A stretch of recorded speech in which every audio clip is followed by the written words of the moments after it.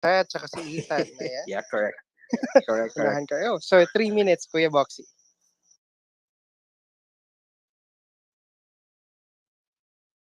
Hello? Sir Boxy? Hello. Go. Sana huli ako kasi nasa negative side ako pagdating sa slogan Ganun ba? kasi hindi na kampanya. Okay lang yan. We can start negative. Then uplift na lang. Yeah, regardless yan. Opinion mo yan, Kuya Boxy. I belong to the school of Edward Deming. If you haven't heard of this guy is the one that started Japan. Amerikano to, pero he started Japan towards quality production. Siya yung tinatawag na quality guru. He does not believe in slogan, is exhortation ng mga quota. For the simple reason na kagaya ng nation, ang Pilipinas, 95, I would say 95% ng problema natin, systemic. Hindi naman tao eh. Anong tao? We should even say hindi maaring half external ang problema, tapos 50% I would say system. So how do you change the mind of the people with a slogan? Tapos pangalawa, meron si Yuri Bezmenov na yung known Russian KGB na in charge ng brainwashing noon. It takes 10 years to 15 years to change the mind of people. Hindi makukuha yun ng slogan eh. Tapos, I see a nation kung system ang pinag-uusapan natin. A nation actually is a production line. Ang lalabas doon sa as a product are citizens. Hindi naman tayo parang China na ang product is a strong country. We are a democracy kasi. So ang product would be individuals or citizen na happy, patriotic, independent. Yun ang product. The complication here is kasama sila sa process. Isa rin sila sa raw material. Kung ang system, ang binabalak natin, maglalabas ka ng slogan, for what? You cannot change anything except if it is a reminder of a vision. Binabasa ko yung linagay ni Thea doon sa taas eh. Maybe it could be used for that, to remind people of a vision.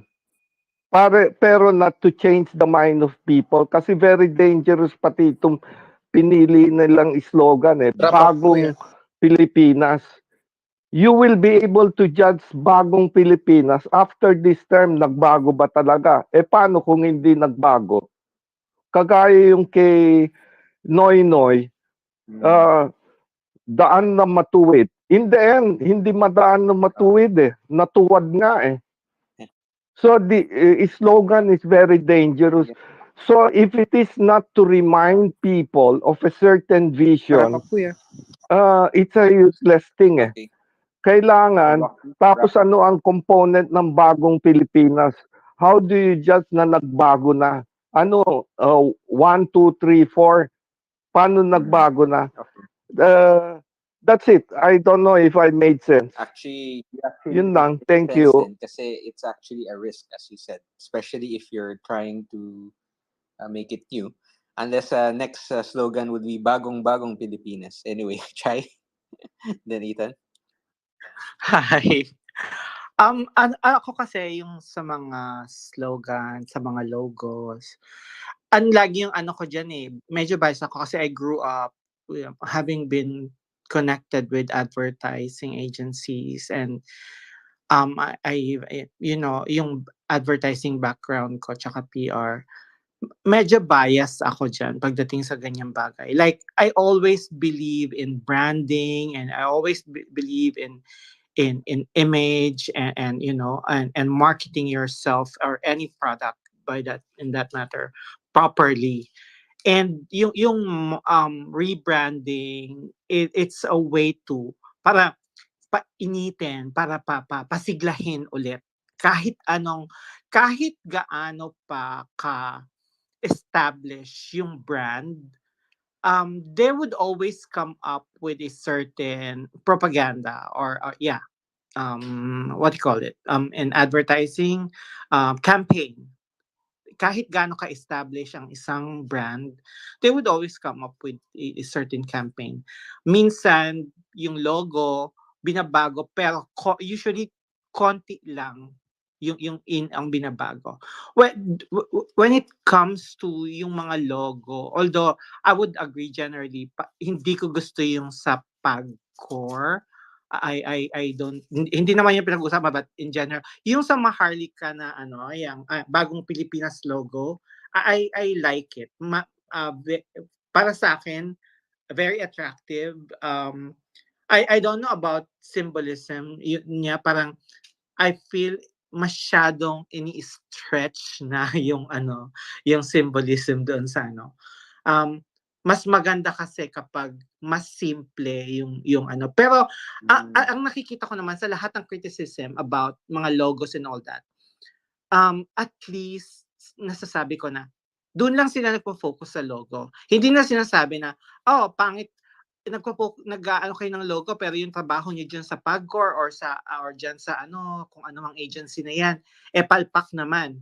At least doon lang sila sa logo. Kasi para sa akin, mas importante naman din talaga na bago mabaguhin yung logo, yung product muna ang ayusin mo. Kung merong something wrong. Since wala naman akong ganong nakikita, para sa akin, it could only mean that walang ganong problema sa loob or sa operation and all that. But doon lang sila sa logo nagki-criticize. Parang sabi ko nga, okay, logo na lang pala yung pinag-aanhan ngayon. Pinagtutuunan ng pansin. So, yeah, I think I'm good with that. Yun lang muna. Thank you. Right. Thank Chai. All right, thank you. Go on. Am I audible? Go. I think it's Ethan first, then Von. Ay, sorry. Ako nga pala si Ethan pala. Ethan. Diyan po si Ethan. Okay, Ethan? magandang gabi po sa ating lahat. Good Ito po, evening. point of view ko po bilang isang kabataan ha. Una, yung Bagong Pilipinas. How can you make a campaign for a new Philippines if the problem is not external, it's internal in the government? Sa loob mismo nangyayari yung gulo. Ikalawa, yung Bagong Pilipinas na yan, it's 2 years before election, campaign team na yan. We need action from the president. Hindi slogan, hindi logo. We need an action. Ano ba yung kayang dalhin ng Bagong Pilipinas at kaya ba nila talagang may offer sa mga kabataan na tulad ko at sa mga susunod pang henerasyon ang isang Bagong Pilipinas? Yun lang. Kailangan lang masagot ng Pangulo. Kailangan lang masagot ng pamahalaan. Yung Bagong Pilipinas ba yun? Kaya nilang matupad para sa akin, para sa mga kabataan at sa susunod pang henerasyon. Yun lang po. All right. Thanks, Ethan. Von. Then Jeff. Okay. Magandang gabi, Luzon, Visayas at Mindanao. Good evening. So, here is more argument lang dito. If we speak of Sir Boxy's argument, delikado nga talaga magka-slogan, especially na yung slogan in one point, if we say Bagong Pilipinas, parang in-introduce na nagbago na talaga ang Pilipinas, but well, in fact, hindi pa nga eh. But on the other side of the coin, shall we say, let's take a look at the last 5 slogans of the last 5 administrations, including President Marcos Jr.'s slogan. Era para sa mahirap, pero napatalsi kasi pinayaman yung mga mayayaman, mga cronies. Gloria Arroyo, if I'm not mistaken, for a strong republic. pero riddled pa rin ng corruption. Mhm. President Noy, although yung partido ko is naging part ng junior coalition, junior party in a coalition. But sometimes, medyo mag-agree ako ng konti kay Sir Boxy na minsan nagiging daang patuwad. Kasi sa mga maliliit ng mga alipores. Duterte, change is coming, correct me if I'm wrong. May nagbago or siguro it came into worse. Mm. Yun nga lang yung kadelikaduhan sa mga slogans. And I would agree with that, Sir Boxy. And I would agree also on the argument of Sir Ethan. May nagbago ba talaga?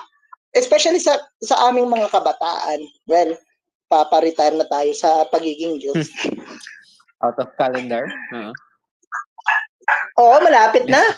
October na, out of calendar na ako. Pero anyway, save the best for last.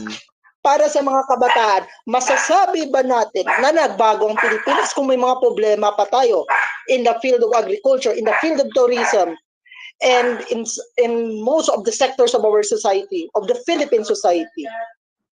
The question is, kaya ba i-sustain at ipakita sa buong mundo na nagbago nga talaga tayo? Yun lang muna at maraming salamat. Right. Thanks, Juan. Thank you. Just? Hello. Hi, kamusta? Actually, well, everyone is asking bakit kailangan ng slogan. Well, some are questioning the timing of it. Ako, well, I posted about this. I was asking bakit ngayon lang. You know, I always say this, that communication is not really the strong suit of this administration. May lapse. Even the president himself, he cannot actually convey what he wants to say to people properly. And that's the and yun talaga not his strong suit. But you're looking at this you're looking at this in a wrong way. This is the Bagong Pilipinas is the battle cry of the government. It's not as if it's saying na bago na ang Pilipinas. That's not what it is. It is the same thing as walang gutom 2027. You're practically saying that is what we want to achieve. So here, Bagong Pilipinas actually means you want to achieve this one. And if you will read the Philippine Development Plan, if you will read the socio-economic agenda of the president and the Bagong Pilipinas battle cry, sorry. Parang it's super consistent. So actually, if you're gonna ask me, I don't care what's the meaning of the logo itself.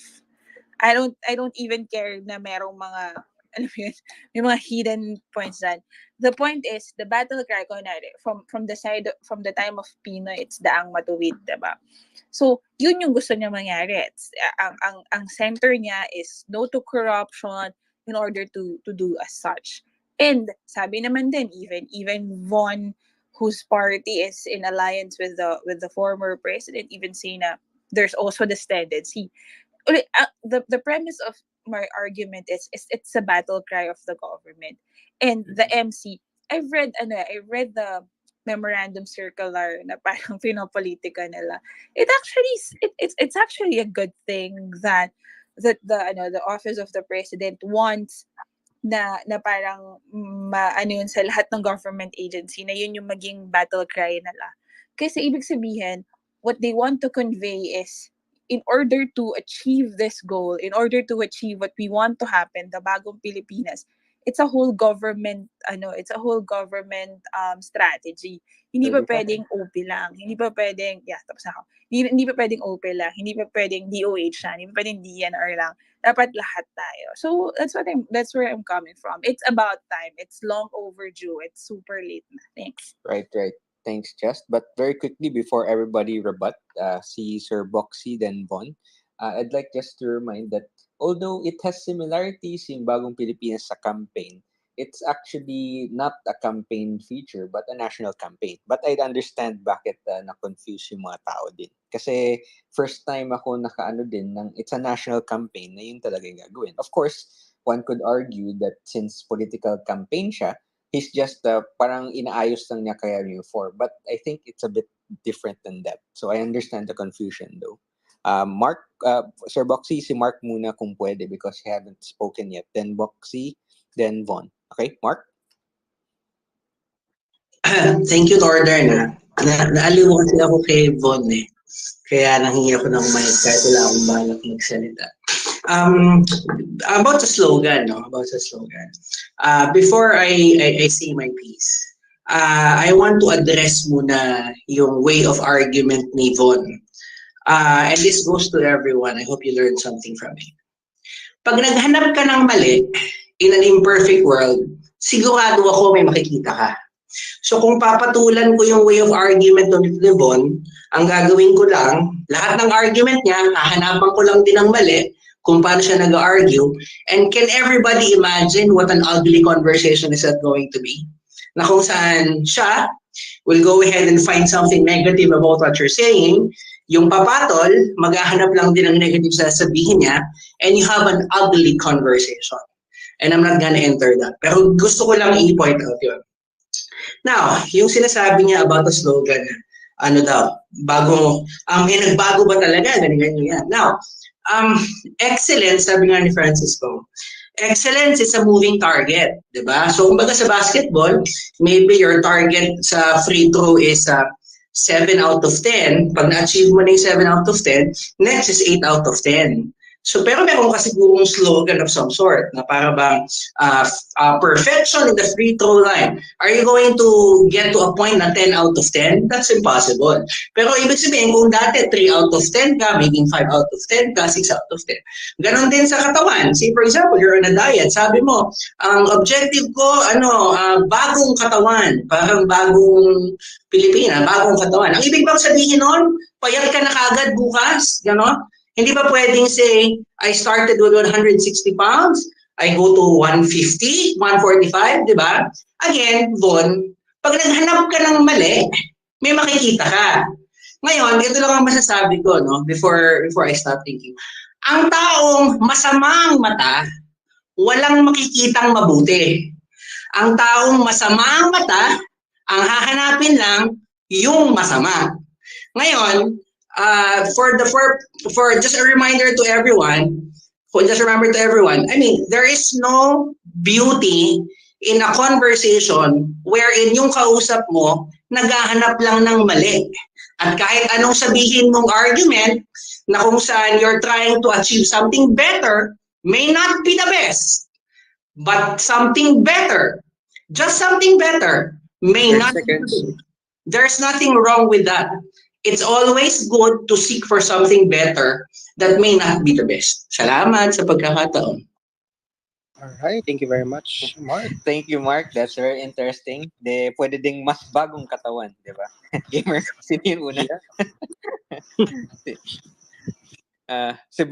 Okay, I haven't spoken yet si Bong. Kung pwede, Sir Kuya Bong, Bong. si Bong muna, then Bong. Oo, paunahin mo Then sila. Von. Sir Bong. Sa akin yung yung sa akin yung Bagong Pilipinas. Okay lang 'yan. Kasi makikita natin kung talagang susundin talaga yung magiging Bagong Pilipinas. Hindi naman sinabing Bagong Pilipinas ay for the first year lang. May 6 years pa tayo. Masasabi kong Bagong Pilipinas, alam mo kung bakit? First time lang sa history mula sa lahat ng presidenteng nagdaan, nagpa-auction ng 12 megawatts na renewable energy. Kay Duterte noon 2,000 megawatts lang.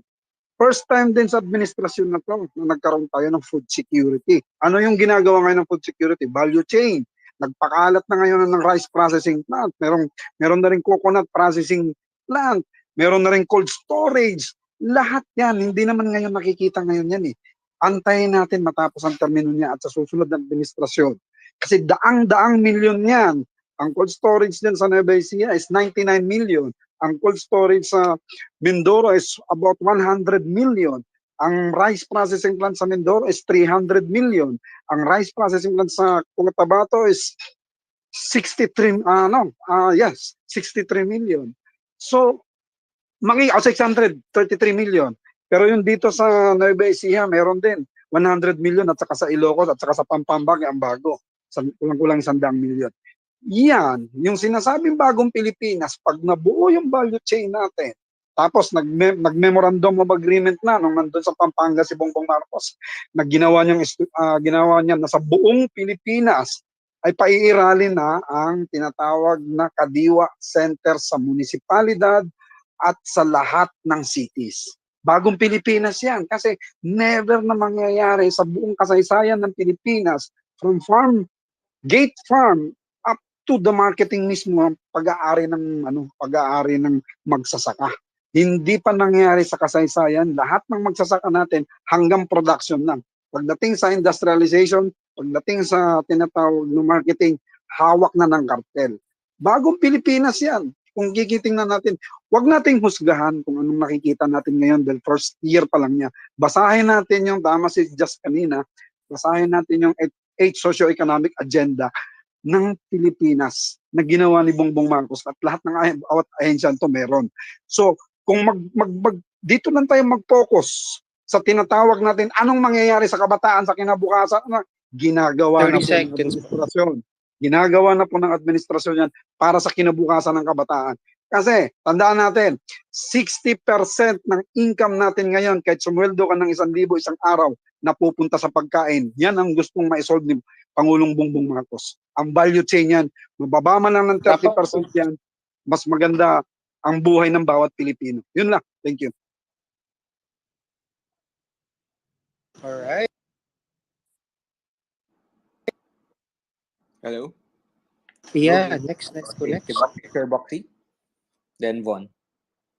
Hindi, paunahin mo si Go, Bon. Von. Kasi Sige, go, Von. Von, 2 minutes. Okay. Actually, I would admit medyo na-caught off guard ako dun kay Sir Mark. Pero it's a nice thing to call out. But at least I'm just trying to say that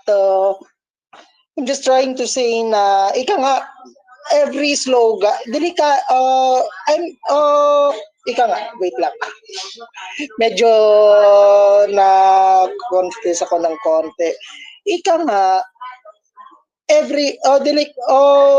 just echoing the statement of Sir Boxy sa introductory statement niya na may delikado nga na there is danger when we're using slogans, especially if the progress is ongoing, ika nga. Kaya nga, yun nga, nababash lagi yung mga slogans almost every administration. But then again, regardless kung ano man ang slogan, if today is Bagong Pilipinas nga, I hope na it would be a work in progress, although I would also just supporting to the statement of just now, isa sa mga weakness talaga ng current administration is communication. I hope that on what Sir Bong had said, on the progress that is going on President Marcos administration, I hope those would really yung magsispread yung lahat maa-uplift. Okay. And before I end, thank you, Sir Mark, for calling me out.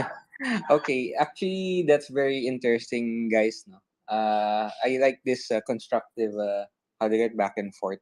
But before that, aside from emphasizing the similarities with this national campaign, kasi some people are pointing out that parang may vibe siya ng bagong lipunan. But I'll couple that with the second question because we want to know your thoughts regarding this brand of governance na parang bago. How does it compare to other campaigns? How does it compare with other new campaigns? Sige, go Sir Boxy, then Ethan, then Von. Yeah, then Von. let's something like that, kagaya niya kino-compare na sa bagong lipunan. Let's nuance these things, no? I'm not saying it's bad, but if you expect the citizenry to change their mind, you cannot change them with a slogan. Pero kung advertising or a battle cry, kagaya nga sabi ni Justine, dapat i-emphasize yun. Dapat nakakonect sa vision. Hindi dapat, anong tawag dito, it should be a reminder of a vision. Hindi pwedeng ganong iiwanan, ganon na lang sa ere. Bagong lipunan, bagong Pilipinas. You can't do that. It's got to have a follow-up na reminder sa vision o kaya sa agenda para ma-remind sila ito yung agenda 1, 2, 3, 4. Yun yung unifying na communication. Ako allergic dyan kasi during the time na pumasok sa Pinoy, dilaw na dilaw ako. And yet I was so frustrated. Tatlo-tatlo pang cabinet secretary niya sa in charge sa communication. But it turns out the communication, the branding was parang naging cover up pa eh. Kaya ganun kasama ang linabasan. Ang talagang satisfaction dyan, yung mga survey, lumabas yung kay Noynoy nung end ng administration niya, bagsak na bagsak siya. Si Duterte didn't have at all a slogan. Fantastic yung ginawa niya. There was a shock factor nung unang taon, maybe controversial, binanatan niya kaagad ang drugs. Yung drugs, oo. Tapos yung infrastructure. No slogan. Kasi those are the shock factors na sasama. At the end of the administration, satisfaction niya nasa 85 ata eh. That's all. Let's nuance this. Kung dapat reminder ng agenda or vision and nothing else, that should be very, very clear. Yun Alright, lang. thank you, Kuya Boxy. Von, ikaw na. 2 minutes. Okay. So, sa sinabi kanina ni Sir Boxy, and okay, i-correct ko na lang self ko. Kasi minsan, shall we say, yung change is coming is a de facto slogan na ginawa ng mga supporters ni former President Duterte. Pero technically, walang slogan nga eh. So far, out of those 5 administrations na na-mention ko, including the current administration, somewhat mag-agree ako na wala talagang slogan si Duterte. Hindi man sa aking ito I'm not representing my political party. This is just a personal view, but just to clarify from early on siguro may mabuti rin namang nagawa, may negative thoughts. The challenge right now with the Bagong Pilipinas na parang pinagtatagpi rin sa kay former President Marcos Sr. na bagong lipunan. Siguro it's too early to conclude. But let's see.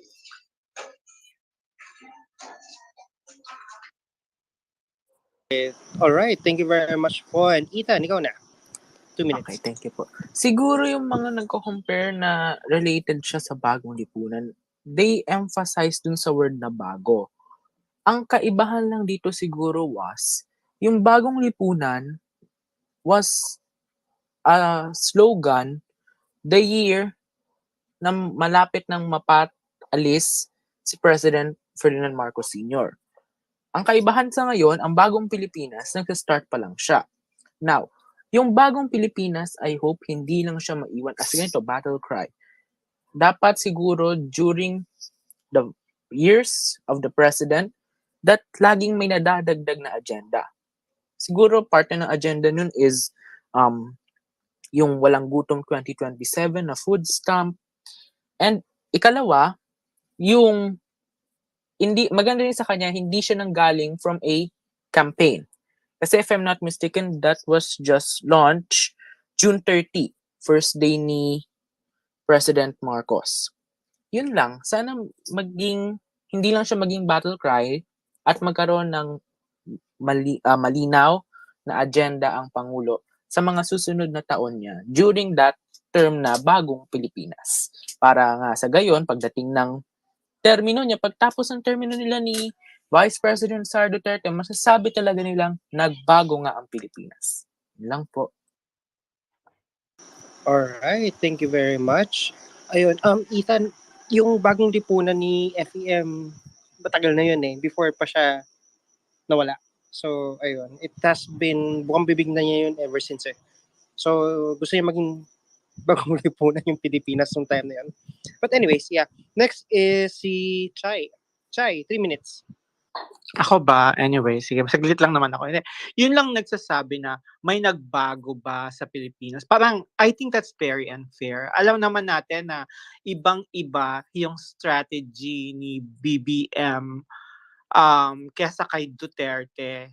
That alone, ay masasabi mong bago talaga, bagong Pilipinas, bagong strategy talaga.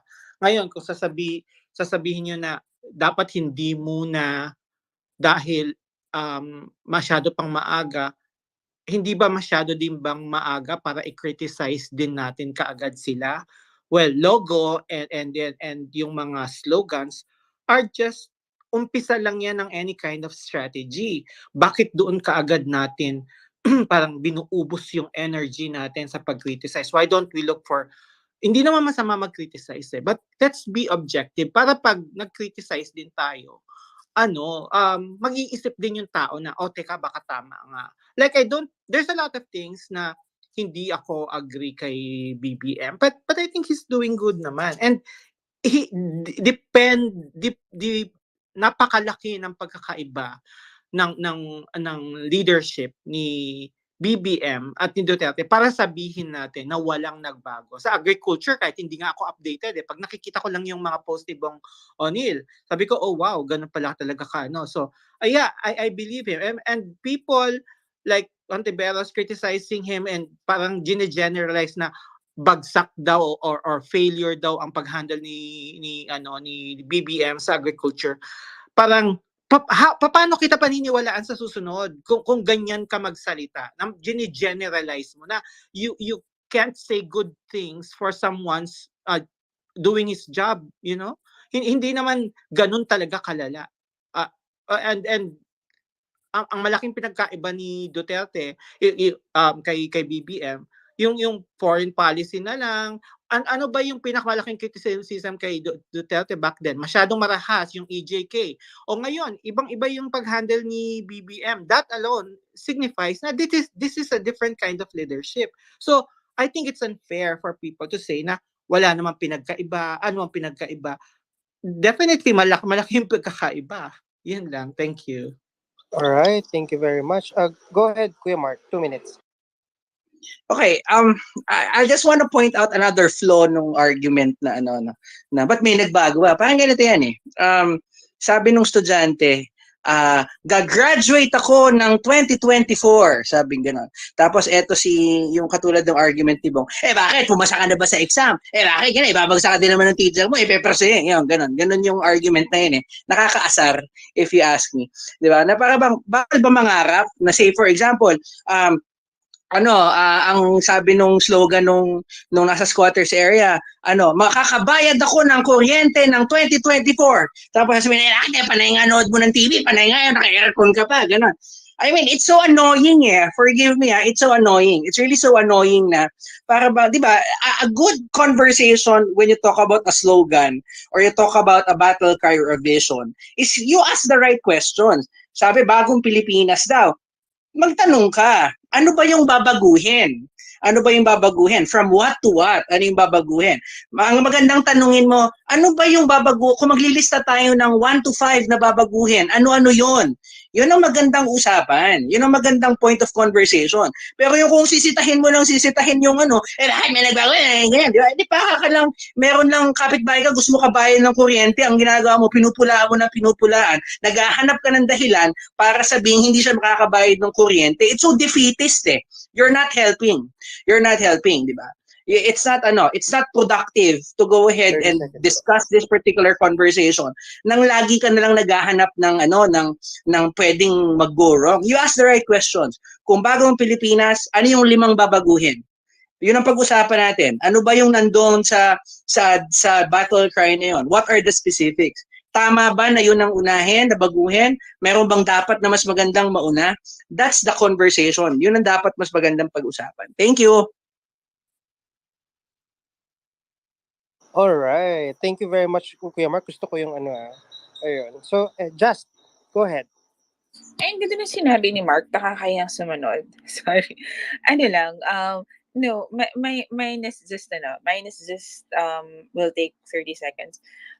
Ako kasi, as you know, I support the Bagong Pilipinas governance campaign because it's a battle cry. Pero, one thing about the PCOO or the comms team or the comms of all government agencies, specifically the Office of the President, if pag wala siyang kasunod na improvement on communication, which is very lacking, as in, I'm sorry, I'm just being blunt about this, which is very lacking, wala din saysay the Bagong Pilipinas brand of governance. So sana, along with this is an improvement, not just with PCOO, but with RTV or PTV or whatever means of communications we have in the government.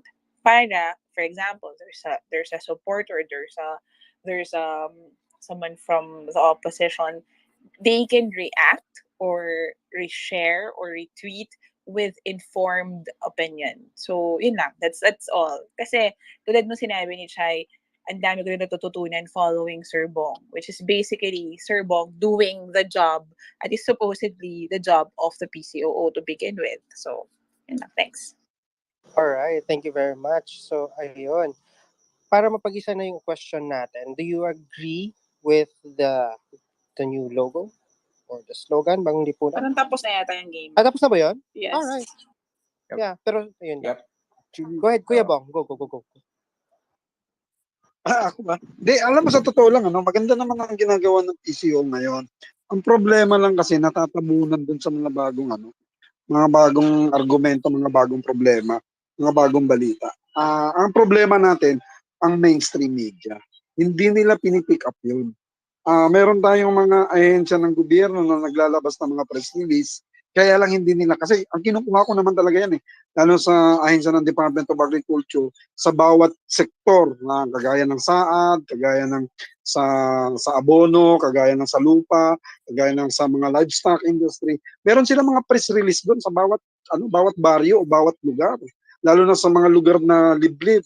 Sa Morin Mindoro, kasi sa under ng saad yan, kasi para sa mga indigenous people, hindi kinukuha ng mainstream media natin. Yun ang nakakalungkot doon. Hindi ko lang din alam kung meron ba tayong kasama ba sa IRR yung mag-promote itong mga mainstream media na to, kasi free TV yung binibigay sa kanila, binigyan sila ng prangkisa, kung kasama ba yan sa pag-promote, ano yung mga ahensya na merong magagandang ginagawa sa Pilipinas na hindi napapabalita, kundi tayo pa mismo ang nakakabasa sa ibang mga tao, tayo pa nagre-retweet, tayo pa nagpo-post. Yun na nakakalungkot, kasi hindi ko alam. Hoping itong ginagawa ngayon ni director, yung asawa ni Tony, kung diyan ba sa nakapokus, para itong mga accomplishment na to ay maiangat o maipasa man lang, na kasi ang nangyayari sa VTV4 natin, ganun din kumukuha din sila ng balita kung anong issue ng araw na to Hindi nila kinukuha yung mga accomplishment ng bawat sektor ng ginagawa ngayon. Halimbawa sa DPWH, ano bang naging accomplishment ngayon dyan? Itong mga bagong pier ba? Itong mga bagong ngayon, matapos na yung pier sa Siargao, hindi man lang na i-promote ng mainstream media. O diba? Yung mga ganong sistema, Kagaya ngayon Para sa pa kuya. sa Zamboanga Peninsula. Oo, namimigay ngayon doon ng mga ng abono at saka tractor at saka na. Meron mga nakalagay sa sample doon, press release nila, number pa. Hindi rin napopromote. 'Yun ang nakakalungkot. Kasi sa totoo lang hindi ko alam kung ano ba talaga ang mainstream media sa atin. Ito ba'y para lang sa makakuha sila ng free TV at sa kanilang gusto nila ang gusto nila? O dapat merong IRR yan na para i-promote kung ano yung bawat administrasyon. Sana hindi lang itong administrasyon ito. Sa susunod pang administrasyon, ipopromote yung mga accomplishment Alright. ng bawat sektor ng ahensya ng gobyerno. Yun lang. Thank you. Thank you very much, Okay, Kuya. okay. But after Mark, we'll move on to the next topic. And before that, our Thursday topic is Marcos administration and the Philippine economy. Next, kung kumusta na siya. And we have a special guest. Will be announced by Just. All right. So Mark, go. And we'll move on to the next topic. Sige. I mean, then wala na palang opportunity sila to answer this. Yung mga against sa slogan or against doon sa slogan na Bagong Pilipinas. Then maybe yung sinabi ni Sir Bong Onin ang dapat mong sagutin, 'di ba? Na if you're looking for change or kung ano man yung ibig sabihin ng Bagong Pilipinas, do you disagree na hindi nga kino-cover ng mainstream media? Yung nakikita nyo bang negativity is based on research or based lang din sa sinasabi sa inyo ng mainstream media at kaya kayo you have this negative perception about the slogan because you are not informed kung ano yung actual changes na nangyayari, because it's either you're not doing your research, sabi nga ni Tayatan, or hindi kayo na condition na kayo ng sinasabi ng mainstream media, 'di ba? So that's the question, 'di ba? Ngayon, another thing, yung sinabi ni Just, do you also agree na yung PCOO are not actually communicating the progress that the government is making, na pinalala ng mainstream media na hindi nila kino-cover? Yun ang i-discuss nyo if you like disagree with the slogan and everything else. Are we given the information that we need to be able to discuss this further?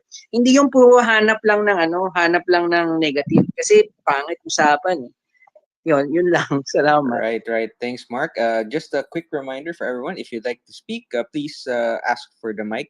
We can see it and we'll shuffle people around, right? So if not, okay, let's move on to the next topic. A second topic is very interesting, diba? It is the transfer of the Philhealth or yung insurance health system natin to the Office of the President. There's a proposal to transfer the management of the Philhealth from the Department of Health back to the Office of the President. I'm not sure kung nandun siya originally before. Recent report says that DOJ clears the proposal on any legal issues. Nag-question yan is Senator Risa Hontiveros again. It said that the PhilHealth should remain attached to the DOH for policy coordination and guidance toward the realization of the universal health care. Meanwhile, our former guest and now Secretary Dr. Teddy Herbosa supports the proposal. If they're trying to think about this, I think the president wants to have a better and more efficient healthcare financing. Kasi gusto niyang tutukan. And if na-transfer siya, and paraphrasing, mas madaling tutukan siya. We want everybody to know, we want to know what people think. Are you in favor of the transfer? With all the issues concerning sa PhilHealth, mga unpaid bills, data scandals, whatever it is, do you think that the transfer can help with the management aspect of the agency, or will it open to risk? Gamer, sino na una? Hindi ko nakita. Ayun, sorry. Hindi ko nakita Alright, kasi may then tinignan ako if dun that's sa the case, then So, Chai, Mark, then Sven. Chai. Yeah. 3 minutes. Ako whenever the president takes up a position like this, I see it as this person wants to work. Yun yung tingin ko doon. Kasi ako, ikaw ang ilagay mo yung sarili mo. Pag ikaw nagtatrabaho ka, hindi ayaw mo na ng masyadong responsibilities, 'di ba? But this president is different. He wants to be involved. Like, gusto niya meron siyang, hindi lang siya parang pang-dekorasyon na president, hindi siya lang ceremonial president. No, he wants things to be done. Kahit ganyan, kahit nung sa agriculture nung tinake up niya, sabi ko, gusto talaga magtrabaho nito. And I have the same thing when it comes to PhilHealth. Now, kasi previous administrations before, parang ang dami nangyayari sa PhilHealth ng mga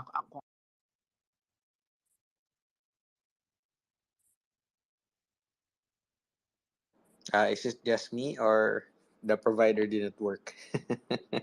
Wala I think the naman si provider Chai. didn't work. Okay. A gamer. See. Chai? Hello? Wala to si Chai. Yeah. Okay. If not, then si Mark, then Ethan, Marcos, then Bong. Okay, sige, thank you. Again, before I start my take on it, no, ulitin ko lang ulit yung sinabi ko kanina. Ang taong naghahanap ng masama, laging makakakita ng masama in an imperfect world. Ang naghahanap lagi ng kapintasan, laging makakakita ng kapintasan in an imperfect world. Diba? It's insane that you will actually look for perfection in an imperfect world. I will question your sanity if you're looking for perfection in an imperfect world. So dalawa yan eh. There are two things as far as the president assuming responsibility for the PhilHealth. Dalawa lang yan. Una, yung maduming utak, mag-iisip ng kahit na anong negative para lang pasamain yung action na yon. Diba, no? Na ngayon, again, we can go back and forth. I-accuse naman kita of something negative. I will give you a dose of your own medicine and we don't go anywhere and it's an ugly conversation. An uninteresting, ugly conversation. Or we can go ahead and talk about this. What are the things or what are the results na nabibilis, mapapa-fast track, na mapapa-fast track ng president kung nasa kanya ang PhilHealth? Yun siguro yung magandang point of conversation. Ano yung mga bagay na yon na pwedeng mapabilis? Meron bang pwedeng mapabilis ang presidente pag nasa kanya yung PhilHealth, di ba? I don't know the specifics, pero I am guessing if you are in an organization and the main decision maker, like say the president or the CEO of the organization will go ahead and lead a particular project, dahil siya yung final decision maker, then ergo, common sense will dictate the results will be faster. So yun yung another side of the story, no? Which again, sabi nga ni Chai, the person wants to work. So if the person wants to work, they'll go ahead and take on the responsibility kaysa magnoy-noying lang siya dun sa paligid na wala siyang ginagawa. Then he'd rather go ahead and take over the responsibility for certain areas na gusto niya ng results. Again, bago ka mag-argue against it, you have to question your conscience. Naghahanap ka lang ba ng mali? O talagang constructive yung sinasabi mo? Kung constructive yung sinasabi mo, ang sabihin mo, ano ba yung babagal? Ano yung masasacrifice na results pagka kinuha ng presidente? Meron bang masasacrifice na results yung PhilHealth? Meron ba siyang mandate na hindi magagawa dahil nasa presidente? Kaya lang, yun yung final decision maker eh. Ibig sabihin, yung argument mo will not even stand. So, yun ang tingin ko doon. Thank you for the opportunity. Alright. Ethan, ikaw na. Next. Bago ko po sabihin yung argument ko, I just want to cite this quote from Senator Risa. Under the law, PhilHealth is an attached agency to the DOH. Then sabi niya, it would follow that it needs to be legislated.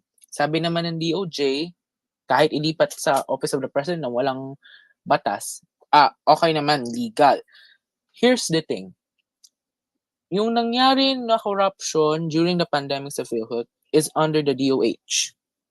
So I think tama lang siguro na ilipat na sa Office of the President ang control sa PhilHealth. Kasi siguro mas doble, sana nga dumoble yung takot ng mga korap sa PhilHealth dahil presidente ang hahawak sa kanila.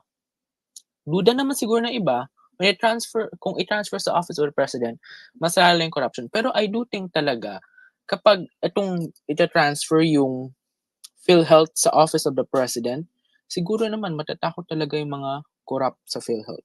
Kasi kung yung nangyaring corruption issue ng PhilHealth was under the DOH, syempre lessen yung takot nila kasi di naman higher talaga based sa position. Pero hindi talaga pinakamataas yung may hawak sa kanila.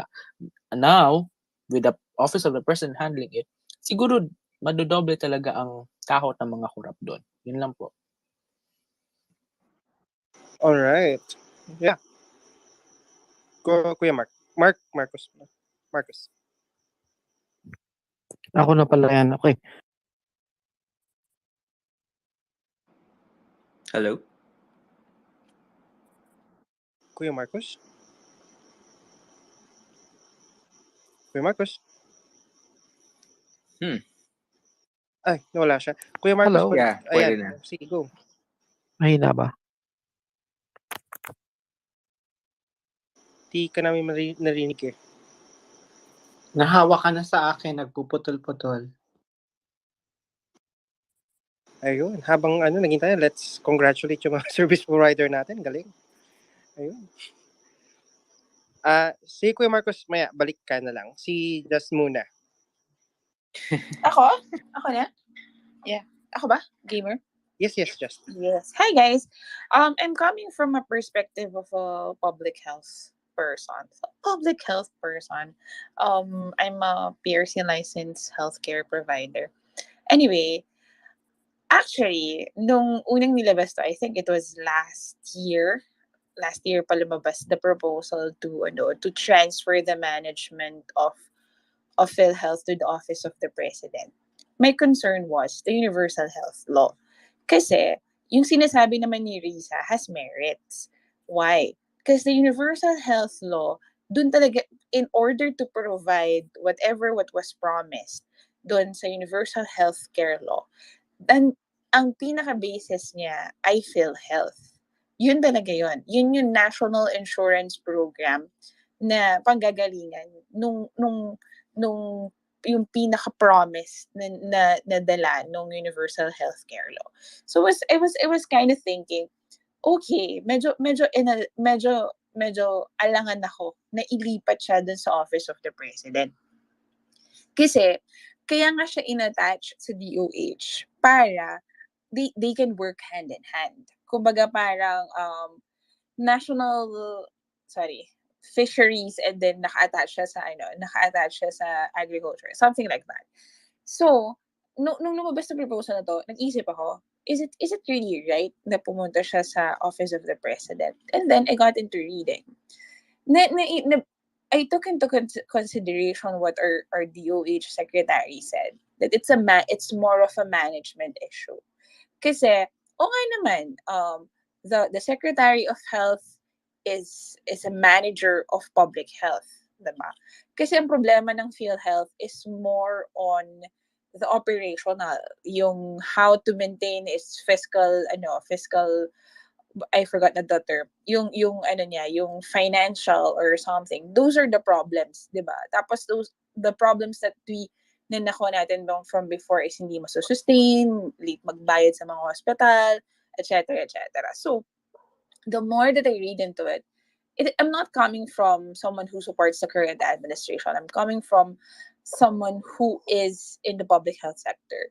So, if there is a reason na mababayaran agad, if there is a way na mababayaran agad yung mga ospital, if there is a way that we can provide all the primary or the basic healthcare, this and that, with this level of, yung parang madali lang yung communication with the Office of the President, and yung pinaka, alam mo yun, yung parang direct link na, okay, and then so be it. But I would like to recognize what Senator Risa said, na nandun din yung doubts ko, even from now, because it is basically, yun yung pinaka-puso, pinaka-center ng Universal Healthcare Law. And I think, dapat ma-patch things up nila, how the two can work hand in hand na walang hiccups. Yun lang, thanks. Alright, thank you very much. Kuya Mark, go. 3 minutes. Yun, maganda yung sinabi ni Just, no, na kung saan pinoprocess ko lang for everybody else. So apparently, sinesegregate yung responsibilities na kung saan si DOH ay public health, meaning ang main duty nila is to be able to figure out what is ano yung mga diseases currently, do we have the solutions, ganon. It's really more of sickness, gamot, sickness intervention. Yun yung ng DOH.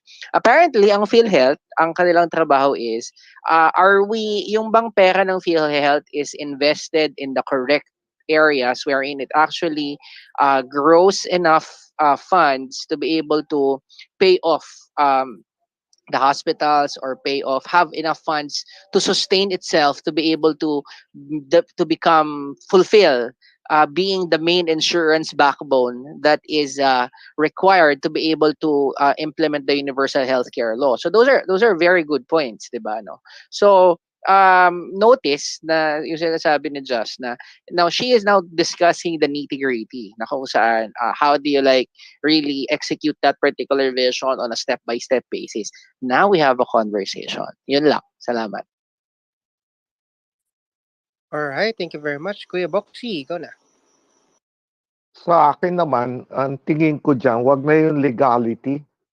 Management prerogative na lang, may malaking problema doon. Kaya pabayaan nyo ng PhilHealth mag-report sa presidente. The only thing I will add is that ang naririnig ko dyan, meron sindikato dyan eh. The problem is the syndicate is not inside. Ang sindikato dyan, yung nagsasabit ng mga false claim na tambak-tambak, mga milyon-milyon, mga ex-PhilHealth employees, mga officers, nasa labas sila, pinapalusot nila sa mga underling sa loob ng PhilHealth. Kaya hopefully, ang presidente will put in some NBI assets inside. Kasi that's the only way na mahuli yan eh. May sindikato dyan eh. Sabihin mo na NBI asset na clerk, NBI asset na janitor, mahuhuli yan. Maybe about 20 NBI asset, huli yan. May sindikato dyan, well embedded for decades already. That's what I'm hoping the president will do. Yun lang. Alright, thank you very much, Kuya Boxy. Kuya Bong, go. Ay, wait lang, Kuya Bong. Reform packet ako si Northern, co-host ako.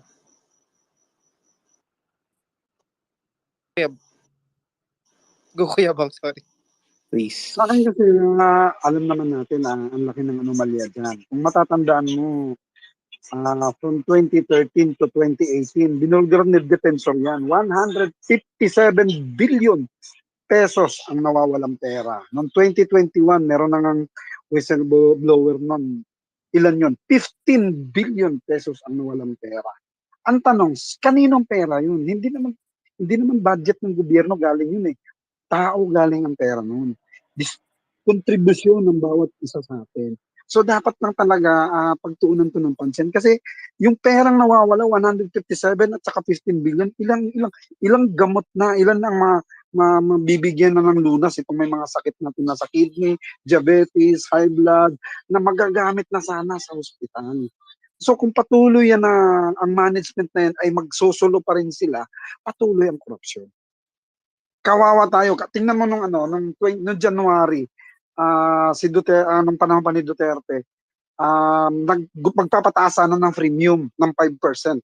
Pero hindi pinayagan ni Duterte. Ito na naman January ngayon, pinutulak na naman ulit na magkaroon na naman ulit ng premium. Pero ang ginawa ni Bongbong Marcos, in-stop niya muna, sinuspindi niya muna. So, pag may pumasok na bagong koleksyon, bagong pagtaas, bagong pera, bagong malaking makukuha ang pera, bagong korupsyon na naman. Hindi na pupunta sa tama. Ako thankful ako na meron tayong presidenteng gano'n na talagang porsigido siya kung ano yung mga ahensya na merong anomalya ay tututukan niya. Kasi para yung serbisyo nun, talagang dapat mapunta sa tao. Yun lang. Thank you. Alright, thank you very Sindikato much. dyan. Sindikato dyan nasa labas. Mga ex-PhilHealth employees. Yun ang dapat tandaan dyan. Alright, thank you, Kuya Boxy. Ayun, so before anything else, I would like to, lakas ko maka-fiesta ng barangay, I would like to acknowledge the presence of Thea at saka Tio. Hello guys, lakit kayo if ever.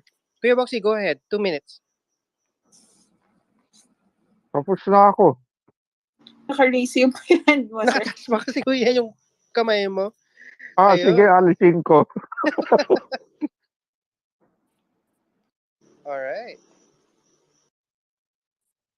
Right. If there's nothing else, okay, I think we can move on to Basta the huliin nila yung sindikato nasa labas. Masosolve yan. Hey, right. kuya. I hope so din, Sir Boxy. Gamer, you'd like to introduce the third topic? Kasi wala nang naka-raise hands. Hello? Hello? Narinig mo ba ako? O ako? Ayun, sorry. Tinignan ko yung third question. Ayun. Yep. Go. Yeah. So a report from Philstar says the ICC rejected the appeal of the Philippine government against the pre-trial chamber's authorization to resume the investigation into the drug killings of Duterte was a precedent. So our first question is, do you agree with the statements made by the Philippine government that we have a working justice system here in the Philippines, especially regarding the Duterte's war on drugs campaign? So guys, anong sabi natin dito? Parang pinupush pa rin yung trial kay Duterte in spite na parang you can correct me if I'm wrong, meron ba siyang case na na-file dito sa Philippines? Parang wala akong naalam eh. I Go think ahead, guys. I think it's an appeal to cancel it na ini-investigate siya, that we have a working justice system. Yeah, so that's correct. that's what they sought to decide, pero ni-reject. So the investigation continues, if I'm not mistaken. Yeah. Go ahead, Kuya Mark. 3 minutes. Forgive me for my passion pero annoying isang annoying na naman 'to eh.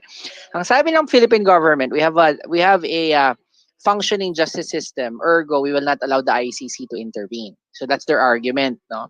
So I question the sanity of any lawyer who took up law in the Philippines to become a lawyer in a justice system that they do not believe that's working. Nakukuha niyo yung ibig ko sabihin? Lawyer ka, you took up law in a country wherein you do not believe that the justice system here works. Then why did you become a lawyer to begin with? Hindi ka pala naniniwala na nagfa-function yung justice system dito. 'Di ba? How stupid can you be? 'Di ba? How stupid can you be to study law for your pre-law and then your law proper, a total of 8 years, to become a lawyer in a justice system that you believe does not work? How insane is that, 'di ba? So what's my point? I mean, there is really, no sane argument against debating if the justice system actually works. It's not perfect. What is perfect anyway in an imperfect world? Kaya nga disagree ako sa death penalty eh. But that's another story. So, I again agree with the Philippine government that the justice system here is working. It's not perfect. We're not talking about perfection. We're talking about, is it working? Parang kotse lang yan eh. 'Di ba? Pwedeng tumatakbo, aabot ka hanggang 4 kilometers away, tapos masisira, papagawa mo, tatakbo ulit, mauuwi mo. Not perfect, but working. So if that is the argument of the Philippine government, which I agree, then ergo, I disagree na kung saan magi-intervene ng ICC or any external judicial system. And again, if you're a lawyer who agrees with the ICC intervening, I question your sanity, why you became a lawyer to begin with. Yun lang. Salamat. Alright. Gusto ko yan, parang gets ko yung point mo. Parang, bakit ka maglo-lawyer kung hindi ka naniniwala na meron kang trabaho at kinabukasan. Ayun. So, go Boxy. Ano yan? Insulto. Parang tinatapakan tayo pag ipipilit nila yan. Hindi pwede yan. Sa Amerika nga, yung dating judge ng ICC, hindi pwede makapasok sa Amerika. Malinaw yon. That's an insult. And then how will they question that drug war? As far as I'm concerned, that drug war was a psychological war. Duterte was saying things na nakakatakot. Yet you look at the black and white sa mga instruction, wala naman eh. It does not tie up with what he is saying verbally with what is written. Kaya psychological war. Sino ba ang nagpatayan diyan? Sila din, yung mga police membro ng drugs, yung mga rats nila. Sila eh. That was the whole idea of that drug war.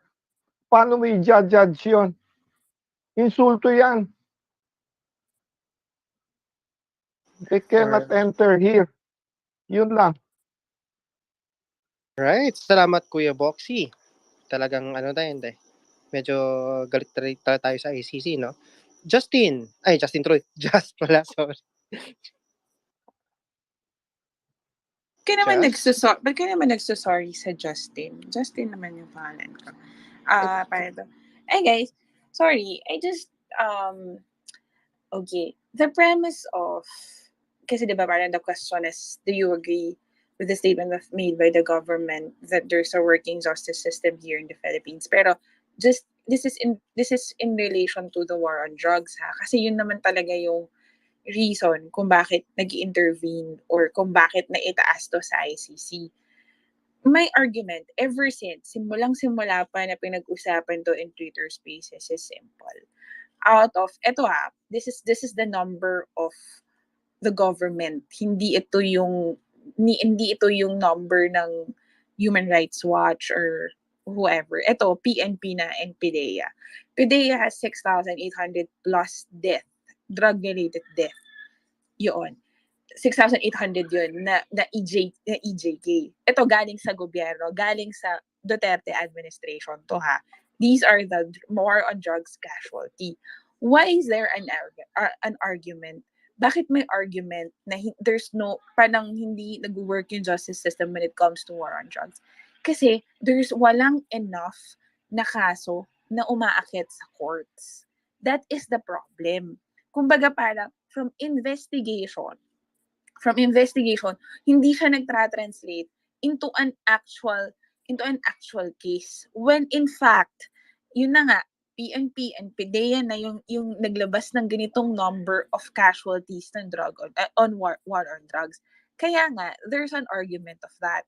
Hindi naman sinasabi na the Philippines is not capable of doing this, blah, blah, blah, ganyan. Ang problema kasi, the personalities, yung mga personalities na involved are the leaders of the said country. Kumbaga, parang the now Senator Bato de la Rosa was the PNP chief then, diba? So, how are you supposed to file cases against those people? And yun yung contention of people na nag-akyat nito sa ICC.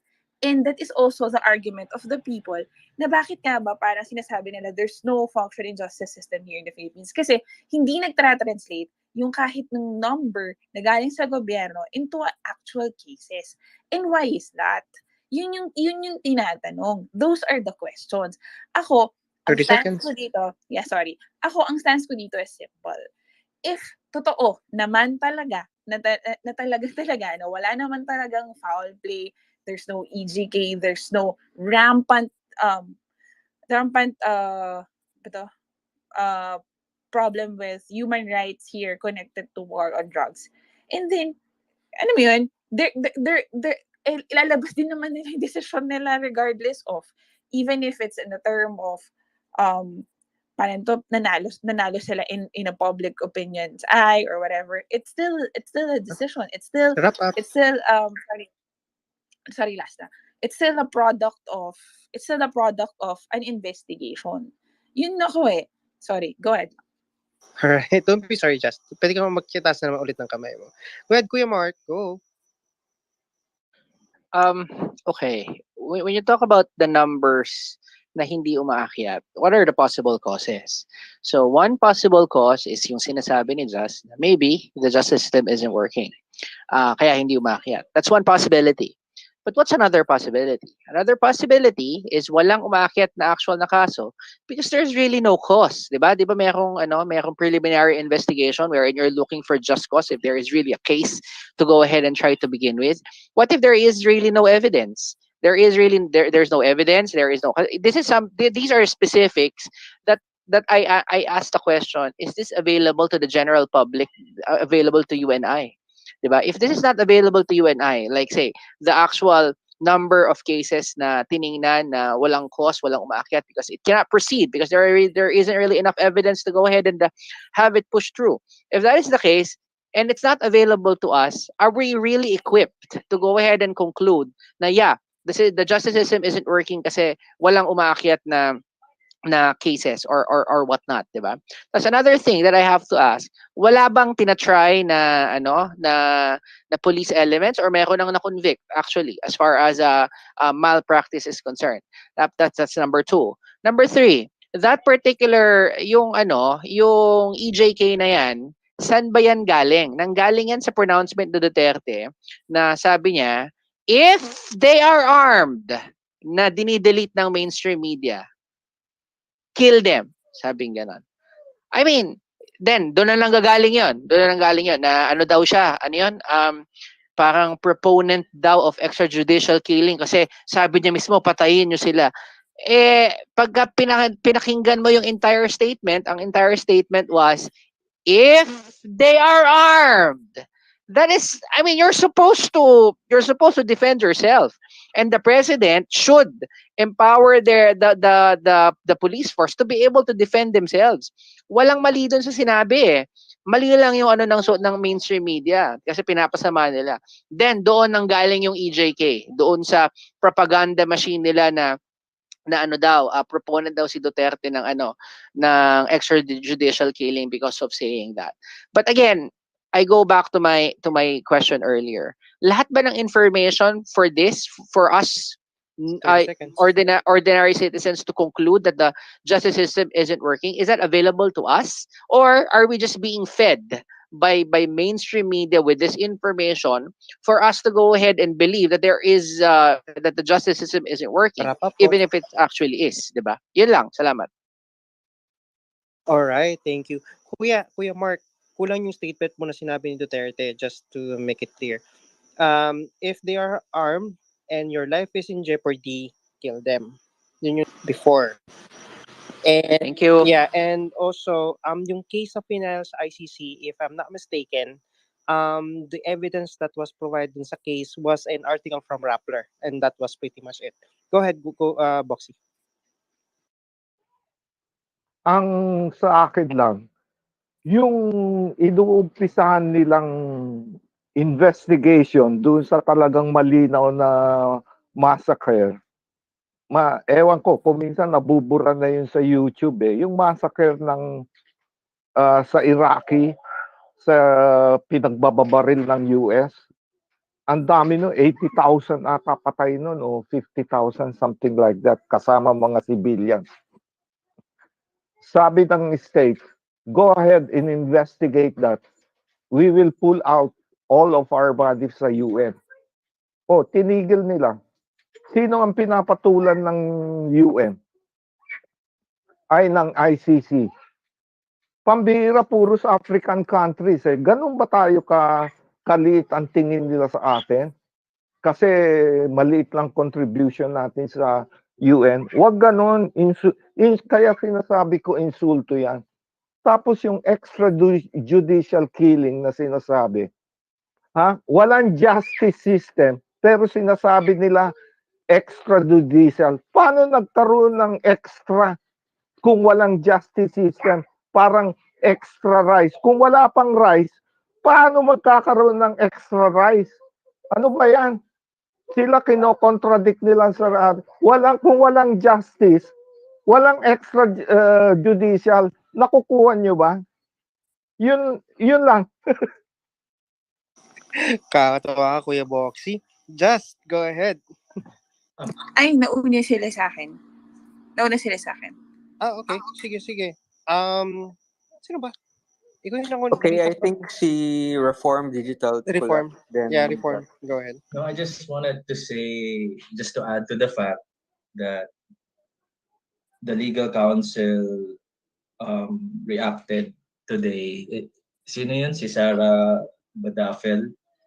Like, she stated that if summons or warrants are issued, basically the country can argue that the ICC lacks jurisdiction due to its withdrawal from the Rome Statute. So that is the official Go inside. viewpoint of the government.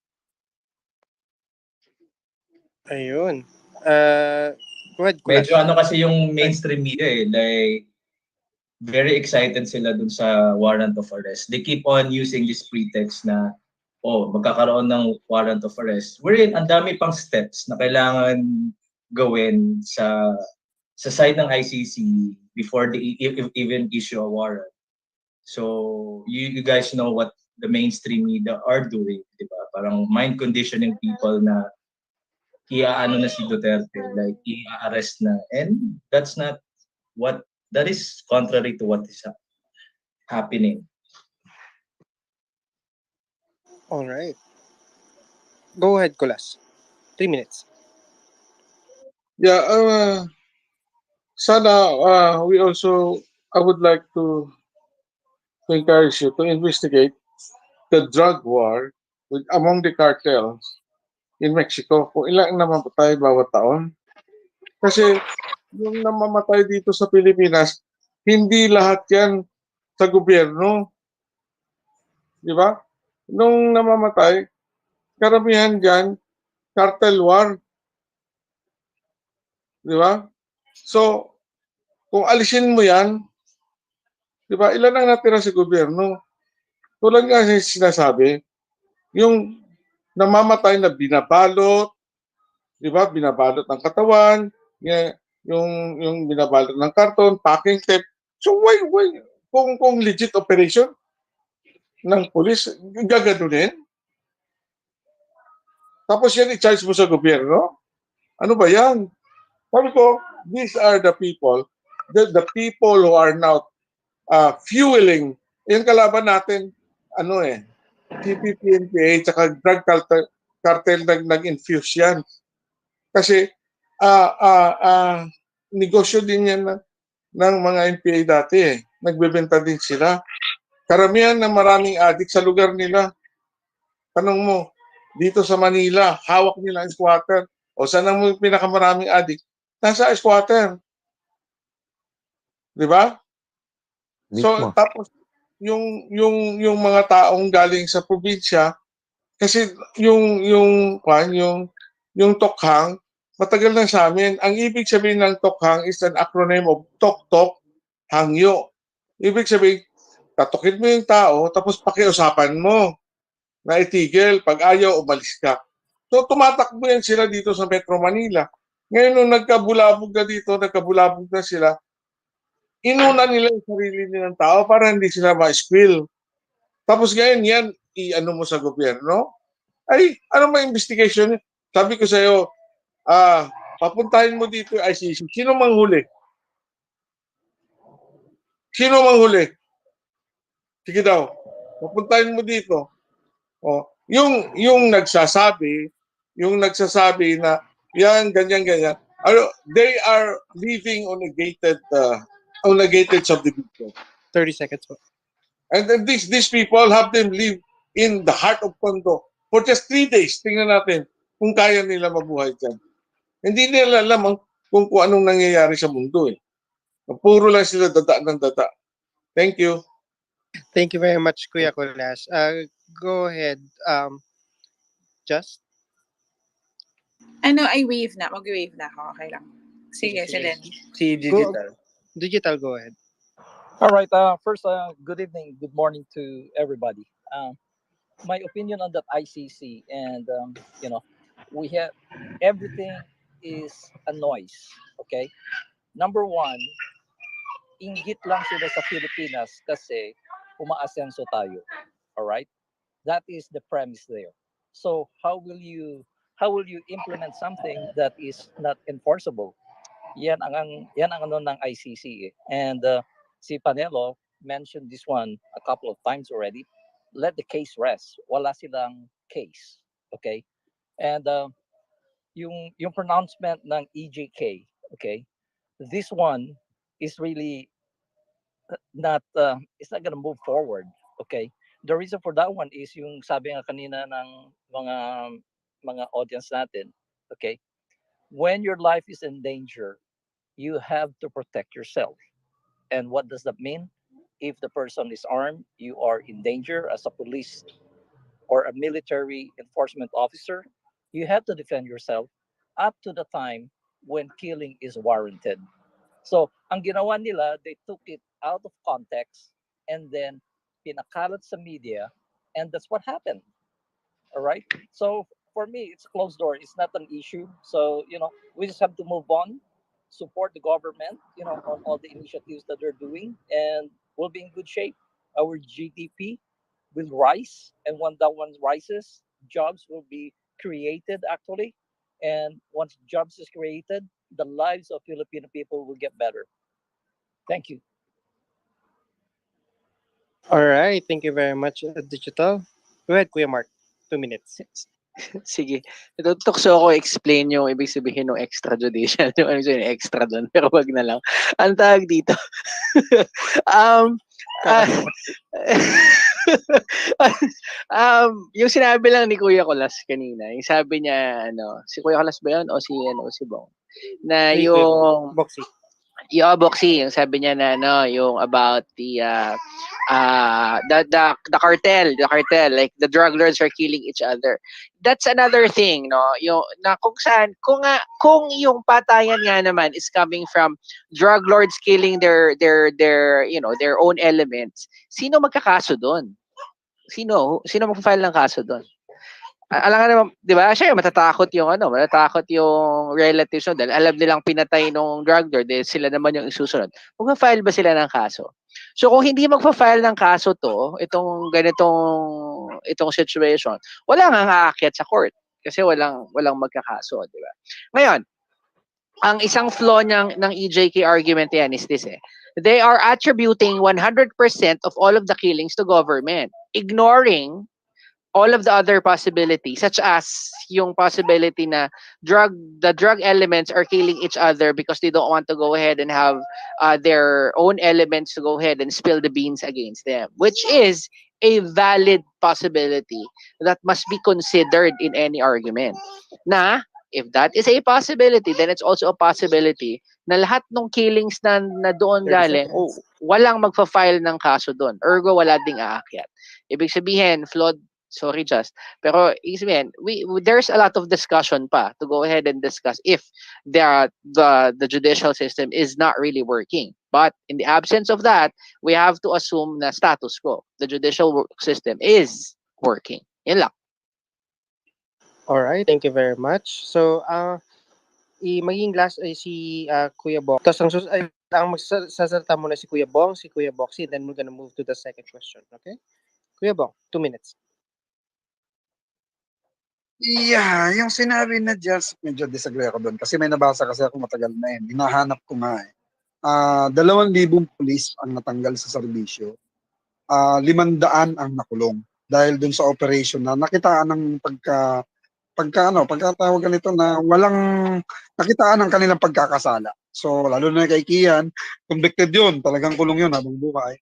At saka yung mag-ama na kinaladkad na nakaposas, na kinaladkad galing sa kulungan na ang doon pinatay sa loob ng kulungan, kinaladkad. Kinasuhan yung buong pulisya doon na nakadistino doon sa kulungan na yon, sa Samorin Manila yon. 7 ata o 8 ata silang pulis doon. Pati yung kinasuhan sila. So may hustisya. Kaya lang, ang tanong, bakit yung iba hindi nagkamit ng hustisya? Yun yan kasing sinasabi na na yung sabi nga ni Mark na merong nagpapatayan bawat kartel ng kartel. Meron din namang iba na pinapatay din dahil din sa mga ayaw. Itong mga nakaupo natin, nakita naman natin yan ang bagong investigasyon, di ba? May mga colonel, may mga general. Ayaw silang makitaan na sa kanila galing yung ang mga anomalya na yan. So, kanya-kanyang linisan. Mula sa kartel to kartel, mula naman dito sa kapulisan to kapulisan, nagkanya-kanya silang linisan, lahat nadadamay. Talagang ang daming nadamay. Kung iisa-isahin natin yung argumento, mahabang argumento yan. Kasi hindi natin pwedeng isisi sa administrasyon na yon na yung mga AJK na kuno nang nangyayari na yan ay kasalanan na agad ng administrasyon. So yun lang. Thank you. Right. Before we ask just to rebut, I'd like to invite everyone, please follow PH Roundtable discussions. Yung main yung host natin. Because yes, and please share the space. Right, please share it as well. Just then, I think Austin, let's give Austin a chance kasi bago siya. Okay, Just? Kung magsalita si Austin din. Thank you. Yes. Sorry, kailangan ko lang din mag-rebut with Sir Bong and then Sir Mark. sige, bigay natin yung idea that there are a lot of things to consider with regards to numbers, and there are a lot of other factors to be considered with that. Hence, it's an investigation of investigation of the whole war on drugs. If so, kung totoo naman na para ito totoo lang right now ngayon, regardless if makipag-participate tayo or hindi, they will still publish what yung ano yung maging yung result of their investigation. So might as well give them our documents saying that we have a working justice system. Kasi, sa totoo lang, regardless of anong sabihin natin, if they say na the former president was guilty, kayo as a supporter or the Filipino people can say, okay, hindi. But in international relations, that still says something, especially from a country na nanghihingi or who's in need of foreign investors.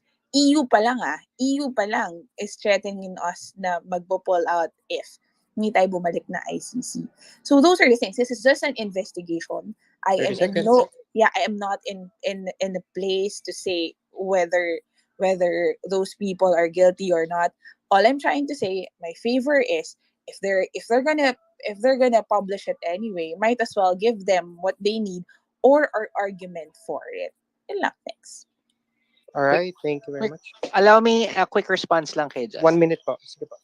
No, kahit 30 seconds. All right. Well, again, I acknowledge it's an investigation. But the argument here is, do we have a functioning justice system to be able to conduct the investigation?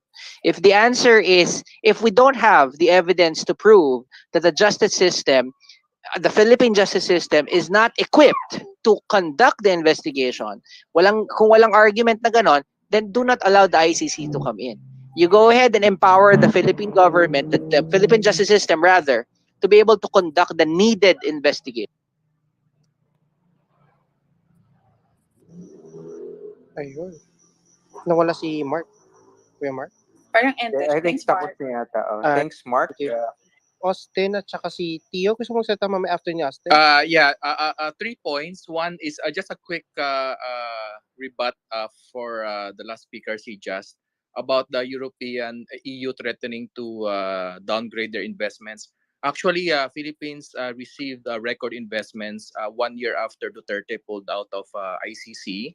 No, in fact, Russia and is also US are not part of ICC. But Europe has continued investments, and even Europe now buys oil from Russia, even with the US threatening sanctions. So there's a multifaceted factors, no? If a country invests, of course, we want a credible international ranking. But in addition to some friends mentioned numbers. Actually, 1.2. I have I had to pull out the numbers. 1.2 million Filipinos surrendered. Drug users surrendered, 170,000 arrested, over 5,600 police officials were sacked. And most people do not remember that a chief of police was sacked because of suspected drug links, no? But more importantly, in addition to that, over 80% of Filipinos supported the drug war. Now, of course, there are problems, there are shortcomings. Duterte admitted as much, no, that there were problems and shortcomings. But because in our company we actually monitor the people who get robbed or pickpocketed, no, when before the Duterte we get maybe 2 or 3 a week.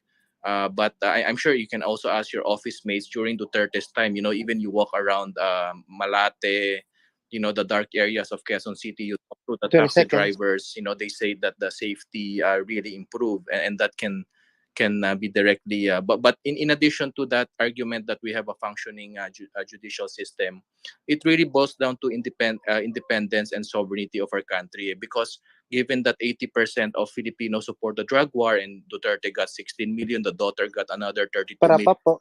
If we allow the US to get involved in our national and policy affairs, no, that will open a Pandora's box.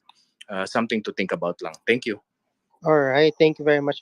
Before si Tio, Spolarium, hindi kita ma-add. Ay, wait lang. Sige, add na kita. Wait lang. Sorry. Kasi hindi namin ma-add kanina, so ayun. Go ahead, Tio. Nakita kita nag-raise ng hands kanina. Sorry.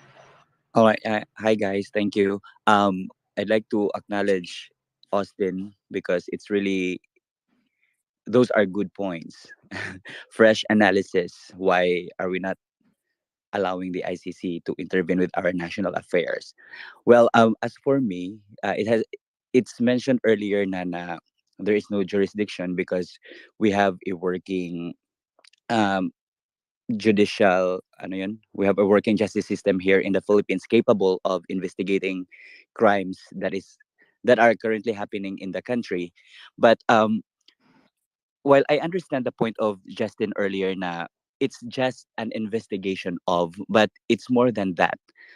It's an issue of our sovereignty. If we allow ICC to intervene in our domestic affairs or internal affairs, we should remember that under the complementary principle international relations, when the nation is incapable or unwilling to look into and prosecute the international crimes, that is the only time that the ICC can intervene to that certain country. But in our case, big drug problem, for example, Laila de Lima, there is, I mean, there are may mga ano na, anong tawag dyan? Sorry, nagsusulat kasi ako. I ran out of words. But yeah, for example, for Laila de Lima, for how many years, even if it took magkano ba, mga 5 years ba, but our justice system is still working. And my second argument is on the you the politicians using the ICC as a weapon to forward their agenda. Why? Because why, for example, Laila de Lima or other politicians did not allow the ICC to investigate the Philippines when in fact it's really blatant in the mainstream media before. Say, for example, in 2010, they said that one activist is killed per week. In 2011, EJK murders are blot on BS Aquino's years. In 2014, AJK was the biggest concerns in the Philippines. And in 2015, Philippines is one of the 10 deadliest countries for journalists. So these are things that we also need to that ICC need to investigate. But why did it not happen during Aquino's time? It's because they are using the ICC as a political weapon to either throw the current administration that they hate and push forward the agenda that these people have been working for so many years. Another thing is, for example, if ICC judges are really into analyzing, investigating, or fighting for the human rights, then why there was no action during the Afghan war crimes? It killed 250,000 civilians. Those are big 20 seconds, numbers, Tio. and those numbers need to be investigated. Wala, tinakot lang sila ng US, walang investigation, so it's unfair. So for me, it's a problem, or it's an issue of sovereignty, and at the same time, the ICC has been used as a political weapon just to throw the current administration. Thank All you. right, thank you very much. So, guys, alam ko meron pang gusto magsalita and mag-rebut, but I need to move to the next question. All right? Okay lang ba? Sure, All sure. right. Go. Para we move on. Kasi, so we try to hard stop at 12 a.m. Yeah, true. Tapos meron pa tayong fourth topic, Yeah. which is very hot. True. All right? Go, gamer. True. So our next question on that is, what are the implications of the International Criminal Court's decision on the Philippine government's appeal to to stop the investigation into killings in Davao City and Duterte's war on drugs? How does it affect our country's human rights record in international relations, guys?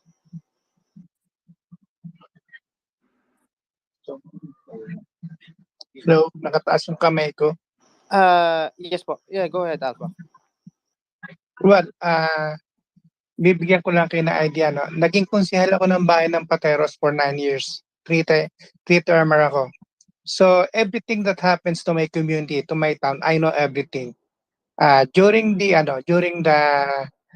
war on drug, monitored ko yun eh. Lahat inire-report sa akin. Dahil nga, kilala ako roon. Malaking pamilya. So, in short, there were more than 50 killings involved sa sinasabing tukhang. And two of my friends and my pinsan were victims of tukhang. Ngayon, kung tinatanong yun, ini-establish ko lang na there was an EJK, ano? Ngayon, kung tinatanong nyo if we have a working judiciary, yes, we have a working judiciary. Kaya lang hindi nakakarating sa judiciary yung kaso eh. Hindi nakakarating kasi during that time na every night yung may tinutukhang doon sa looban ng victim, minsan sa harap ng pintuan ng victim, minsan hinahabol doon sa kwarto ng victim, doon siya pinapatay. Ang tao noon na na-shock. Na-shock ang tao, hindi makagalaw, hindi makasalita. Sobrang takot ng mga tao. Yung pinsan ko, she tried na mag-file ng kaso. Hinihingan siya ng police that time para bigyan siya ng police report, mag-imbestiga ng 40,000. Saan kukuha? Yung pinsan ko. So hanggang sa hindi na naipaimbestigahan, ayun, nailibing na yung pinsan ko na natukhang. Those are similar cases na nangyayari sa mga bawat napapatay. Kaya walang nakakarating sa husgado, sa pulis pa lang, iniipit na nila para magkaroon ng mga police report, makarating sa piskal, maimbestigahan, o iniipit na ng mga pulis during that time. But there was an EJK. Sa bayan ko, more than 50, alam ko, lahat. So, ibig sabihin, yung argument na kung meron judiciary, yes, there is. May gumagana, hindi lang pinararating ng mga establisado siguro yung experience nila sa Davao, ginamit dito sa Metro Manila, paano ka makakareklamo, hindi ka naman makakalapit sa judge dahil nga yung preliminary documentation, gigipitin ka ng mga pulis. Yun lang. Alright, thank you very much po. So, guys, itong space natin is also broadcasted or streamed via Facebook. Ayan, I would like to thank guys sa sorry, nawala ako.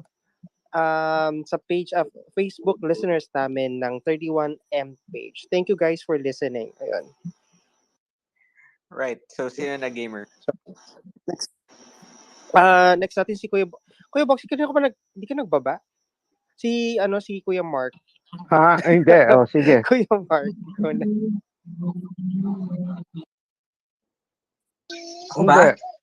Ako may sasabihin lang Okay, ako. go Kuya Boxy. 3 minutes. I wouldn't be worried about the International Human Rights Organization kasi ang human rights nila weaponized na eh. Hindi nila alam kung ano ang humans eh. Tanong mo nga sa kanila, what is a woman? Hindi nila masagot eh.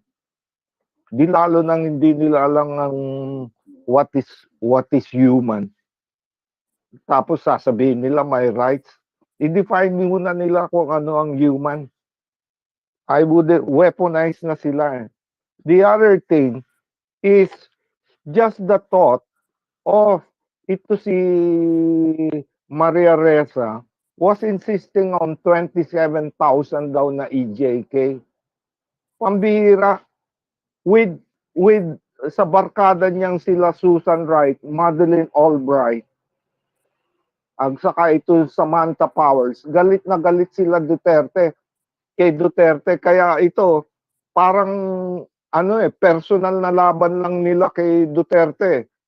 Bakit pati nung mayor siya, papakialaman nila yon?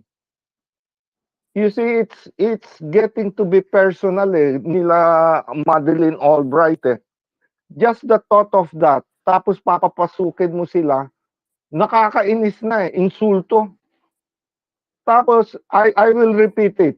Sila mismo, inaamin nila may judicial working kasi tinatawag nilang extrajudicial. Parang extra rice yan. Dapat may unang order ng rice bago magkaroon ng extra. So kung tatawagin nila extrajudicial, inaamin nilang may working judicial system. Correct? Okay, thank you. All right, thank you very much, Kuya Boxy. Go ahead, Kuya Mark. 3 minutes. Ayan naman yung extra. Anyway, hindi ko alam kung sino nagsasalita kanina about sa Pateros. I mean, when you talk about extrajudicial killing, no, correct me if I'm wrong, di ba ang ibig sabihin yan is that the government is actually killing people without the benefit of a judicial process. Di ba ganun yon? So if that's the case, that is something you prove. That is not something you claim na merong EJK dito sa amin. Hindi ganon. It is something you prove. And if you cannot prove it, you cannot go ahead and claim. At saka, another thing, kung say may ganon sa Pateros, hindi porket baha sa Pateros, baha sa Taguig. 'Di ba? So, at hindi porket baha sa Pateros, baha sa Taguig, baha sa Mandaluyong, I have to question. Baka naman yung experience mo is isolated in your particular area. Baka in your particular barangay. And you cannot even say if it's how can you prove the extent no experience mo sa iyong municipality if it's actually something that is prevalent in the entire country. But again, I just want to emphasize, when you talk about extrajudicial killing na espoused by the government, that is something you have to prove. That is not something you claim that is happening. Yun lang. All right, thank you very much. Tio, ikaw next. Maya po. Pwede ba sagutin ko lang yun? Sasagutin ko lang? Mamaya po, yun po yung rule po natin. We should follow po. Si Tio muna. Hello. Go, Tio. All right, thank you. Yung sa Pateros din na example, sinagot na yan ni Sir Mark kanina. Tama yung sinabi niya about sa EJK. This issue kasi, it's not merely about the definition of EJK, ganyan, or yung mga, for example, your personal definition of EJK, like for example, pag namatay during drug war, ganyan, EJK na. It's not like that. You really need to prove it. But but on top of that argument, I would say na ICC should be fair, because if they are willing to really investigate the problems or those crimes happened during Digong's time, why are they not investigating all of the problems of the former presidents?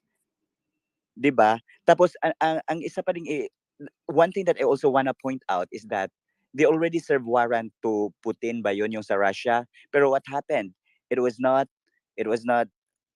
really implemented, or it was not accepted, or ano bang nangyari doon? Wala. So it's walang parang walang benefit na makukuha sa ICC na investigation. It does not help the country. There is no benefit that we can get from that. So say for example, assuming that Duterte will be liable of those crimes as per the investigation of the ICC, jail Duterte, then what will happen next? Does that provide the Filipino people the things that we need, or does that make the Philippines better than what we currently have? Parang ganyan.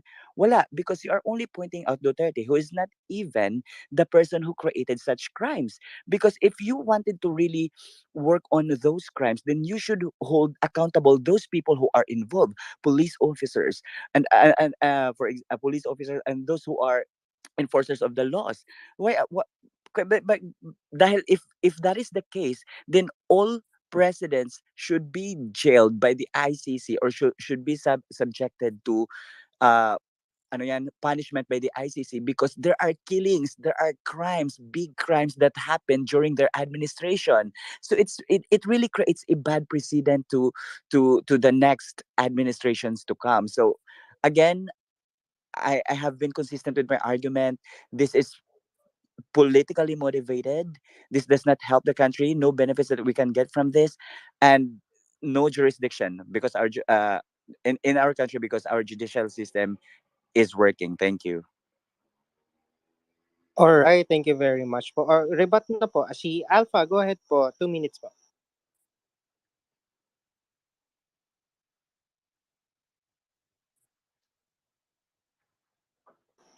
Alpha? Hello, Alpha? Yes, gusto ko lang sagutin yung kanina, no? Yeah, go Yung ahead. yung EJK nga is a sponsored killing, no? Bago naging presidente si Duterte, my friend happened to be to visit Davao, taga ano siya, Tanod Bayan, nagkaroon sila ng hearing doon, then they chance to talk to Duterte. No, hindi pa siya nagdi-decide kung mandidato pagka-presidente. Ang sabi niya maliwanag, pag ako naging presidente, makukulong ako. Ipapapatay ko mga adik. Sinabi niya yon doon mismo sa kaibigan ko. Nag-meeting kami. Pero ako naman, hindi ko sinasabing against or Objection, Your Honor, that's hearsay. Yes, I know. Pero ang sinasabi ko, hindi ako against sa EGK kung nagkaroon man ng EGK dahil nakinabang naman tayo, tumahimik yung lugar natin, nakakalabas tayo ng bahay natin na hindi tayo natatakot na mapatay o maksaksak o ma-hold up. Yon ang ina-appreciate ko sa EGK. Ang sinasabi ko lang, there was an EGK. Iyan ang ibig kong sabihin sa inyo. There was an EGK. Kaya lang naman tayo, kaya lang nag-withdraw si Duterte dahil natatakot siya na imbestigahan siya ng ICC. But before, we are subscriber of ICC. Pero kung wala naman EGK, hindi naman tayo mag-withdraw dun eh. So, kaya lang tayo ganito, may mga sympathizers si Duterte, gusto lang nilang maproteksyon si Duterte na wag madampot ng ICC. Yun lang ang sasabihin ko. Alright. So, Sir Alpha, hindi tayo subscriber ng ICC. We pay them po. We pay them. Ayan, Tio, go ahead. Hindi, nag-withdraw tayo sa ICC. We pay them po. We pay them. Yes po. Go ahead, Tio. Yeah, gamer. Yan sana yung sasabihin ko na we pay the ICC. Pero here's actually the thing. If I'm not saying that you are labeling me as a Duterte sympathizer or ano pa yung ibang labels, DDS or whatnot. Pero I am from Davao and I know exactly what is happening in Davao. I see the progress. I see how we do our justice system here. And at the same time, I also work with the Davao government before. So I know what is happening. So I don't really believe na dahil yung sinabi niya sa kaibigan ko, ganyan. Sige, ipagpalagay natin na yan yung nangyari sa inyo. Pero it is not what is really happening in Davao City. So, ang point ko lang din is, wala naman siguro nagsisympathize kay Duterte na we don't want him na makulong or ganyan. My point is, every administration may killings. There are EGKs during Pinoy's time. There are AGKs during, sige, ipagpalagay natin na may AGK during Duterte's time. Pero the point is, bakit hindi inimbestigahan si Pinoy? And kung and if mag-i-investigate man, how would the ICC investigate those EGKs happened during Pinoy's time? Because it's kind of unfair that we are singling out the Duterte administration. We should remember that it's only Duterte who worked so tirelessly and so bravely for the war on drugs. And it's a war on drugs, not war on, like not war on other things.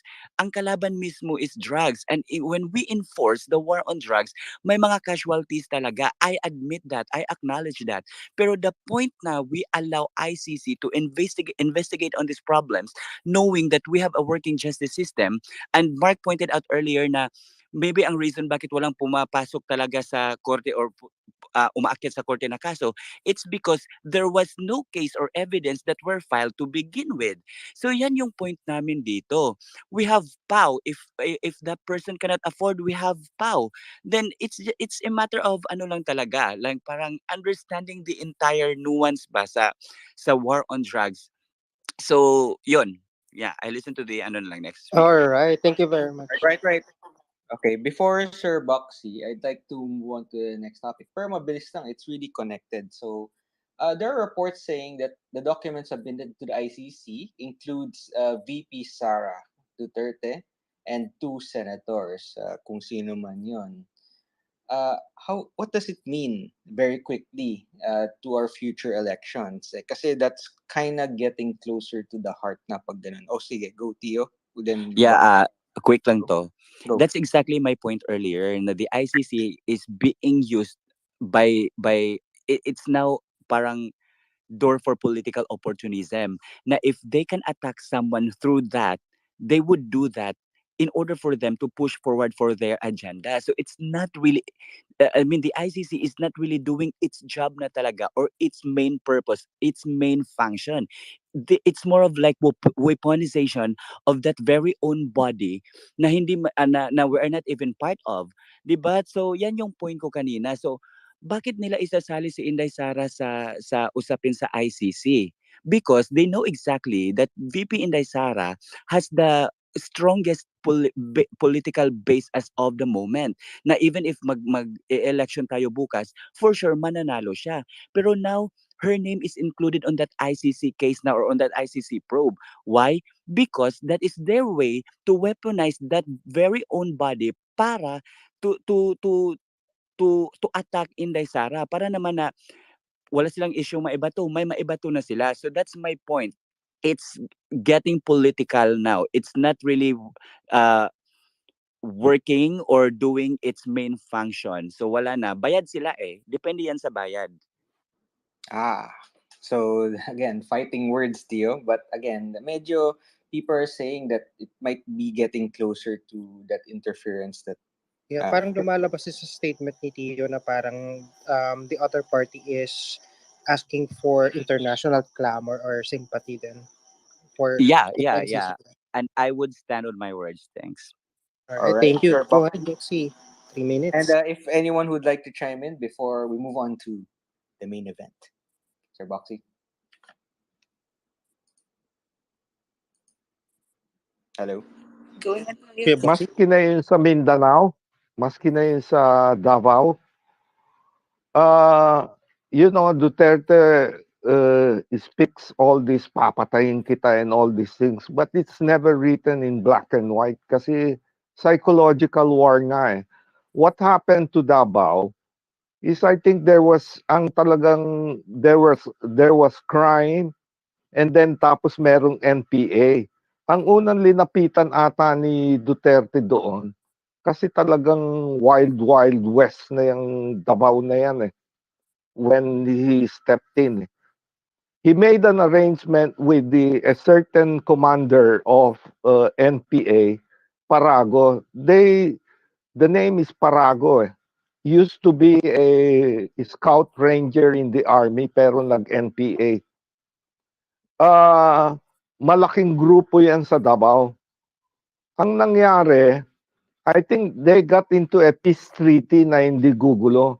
Ang sabi lang ni Duterte, pagka nagkaroon ng crime dito, ikaw ang sisisihin ko tapos itong peace deal natin. What happened was, pagka nagkaroon na ng crime sa Davao, ang pumapatay talaga doon, yung tinatawag nilang DDS doon, mga NPA, just to avoid na sila ang masisi ng crime. That's where I think Duterte pick up his idea na if he talks like this and talks like that, sila na rin ang magpapatayan. Ganun ang nangyari. It's a psychological war. So how can you blame him? He picked up something that Parago gave him the idea. Kasi kaya wala kayong mahuhuling DDS sa Davao because these were all NPA trying also to protect themselves na hindi sila masisi na mga crimes sa Davao, sila ang nagpapatakbo. That's what happened. Yun lang. Alright, thank you Kuya Boxy. Magandang yan Ayun. Right, Gamer. Who's gonna, may plug ba tayo? Yeah, may plot. Ay, Diyos ko. Sabi ko na lang talaga ang saya nito. Meron tayong magandang announcement. So, our space, we're gonna have our next RTD this coming Thursday. Pero meron tayong special guest. Our space will be with DSWD Uy, USEC mali for ka. Innovation. Mali, mali, Ay, mali. Yeah. wala. Go Sorry. Just, sige. Ano Go mo na? just ikaw na nga. Sabi Go ko na eh. Northern, go ahead. Hindi. So, yung announcement lang natin is our space with the DSWD USEC for Innovation, Edu Punay, is now on Spotify. This is the one with the food stamp, Walang Gutom 2027. Please search it sa PH Twitter. Please search PH Twitter Roundtable Discussion and tingnan mo doon sa Spotify because it's there. Right? Reform? You're Just raising your hand. Go reform, sorry. I'm just gonna shameless plug. Like you guys follow me because I will have a space and we're gonna talk about the Lea Salonga issue. We're gonna talk about personal boundaries, respecting personal boundaries, and as a fan, like what should you ano yung mga like share stories of you meeting with celebrities, mga ganon, in relation to what happened to Lea Salonga. So please follow this account for cloud and yun lang. Next. Go For Northern. talaga, Reform. All right. So, we come to the last topic for the evening because hard stop tayo sa 12 because antok na yung mga tao. Former President Duterte meets the Chinese Premier, President Xi Jinping. So actually, it was yesterday that there was actually a meeting with our former president and Chinese President Xi Jinping. So, what's the significance of this? Is it important? But our first questions would be, what are the implications of the former president going to a foreign visit, maybe without clearing it from the Department of Foreign Affairs? Question mark, because they're getting mum about it. How does it affect our country's foreign policy and diplomatic relations? So this is the meat of the subject. So if anybody wants to talk, please raise your hand. And I think this one is Mark, then Reform. Go. Actually, known as a reformed. Ganun ba? Okay, then Reform, then Mark. I just wanted to react on that kasi on the first hour of seeing this on social media, syempre I reacted, why is he in China? The first thing that came to my mind was, alam ba yan di BBM? Was there like a coordination between, government to government? Because I don't think we should consider FPRD as a private individual, but more than that, he is a former president. So, yun. So I kind of not reacted. And then today, may statement, the president was asked like, anong reaction niya dun sa visit ni FPRRD sa Beijing. And he said that magkaibigan naman sila. He was asked kung may basbas ba, he said, although not, what I will say is not verbatim, but he said na magkaibigan naman sila. So alam naman niya na pupunta siya sa China. So I think hearing the president say that, I wouldn't conflate the issue anymore. Like, if that's what the president says about the trip, then we'll see. We'll have to know more details. I think we are still waiting for details from the TFA kasi may report from CNN na they were not informed about the trip. So I'm looking forward to, although, is there a reason pa ba na we're gonna wait for more details about the trip? I think it's already, the Chinese state media is already shown the video, details about the trip, that in the words of the Chinese state media was to improve the relations of PH and China, to improve the PH-China relations. But you have to check na lang the article from the Chinese state media to correct me if I'm wrong, if tama yung sinasabi. Reform? All right. Thanks, Reform. Mark, then Tio, then Kulas. Okay. Wala si Ivan dito eh, pero hindi siya nag-reply dun sa comment ko about that visit. Nasabi niya, bakit daw pag si Robredo at saka si Aquino nagpunta sa wherever no time ni Duterte, then the Duterte supporters will like will let hell break loose, 'di ba, no? But you know what? Wala namang perception si Duterte of undermining the Marcos administration. Eh. So that means there is really no reason for us to speculate anything that's negative unless again sabi ko nga kanina naghahanap tayo ng negative. Tapos another thing is in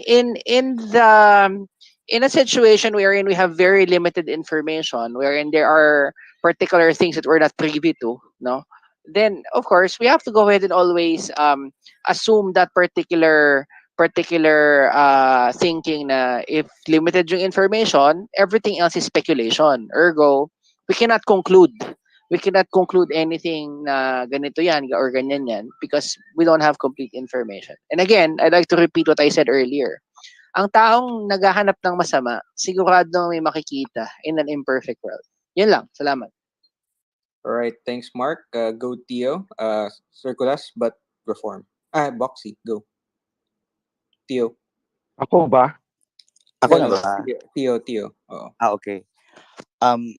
Hi, just like Mark, wala din ako nakikitang mali sa pagpunta ni PRRD sa China. We should remember na in 2021, nasa Philippine News Agency ito, na it was Duterte alone who said na he wanted to visit China once again before his term ends. Pero he wasn't able to do that. So maybe this time that's the reason why he was there. Because we should acknowledge the fact that on the onset of the COVID-19, it was the China or the government of China who donated vaccines to the Filipino people. They also have the so-called vaccine diplomacy that were given to not only the Philippines but Indonesia, Malaysia, Cambodia, and other neighboring ASEAN countries. So as I chatted Northern earlier, there are negotiations, there are talks that don't make it on the mainstream media, and there are also matters or information that are not meant for public consumption. So Diyan ko masasabi na walang mali, and if the and if you guys uh will take it negatively, then that's up to you. Then my other argument is on the cooperation and partnerships between political parties. We should remember that Duterte is part of the PDP, and CCP, or the Communist part CCP, yeah, yeah, actually has this agreement with the PDP.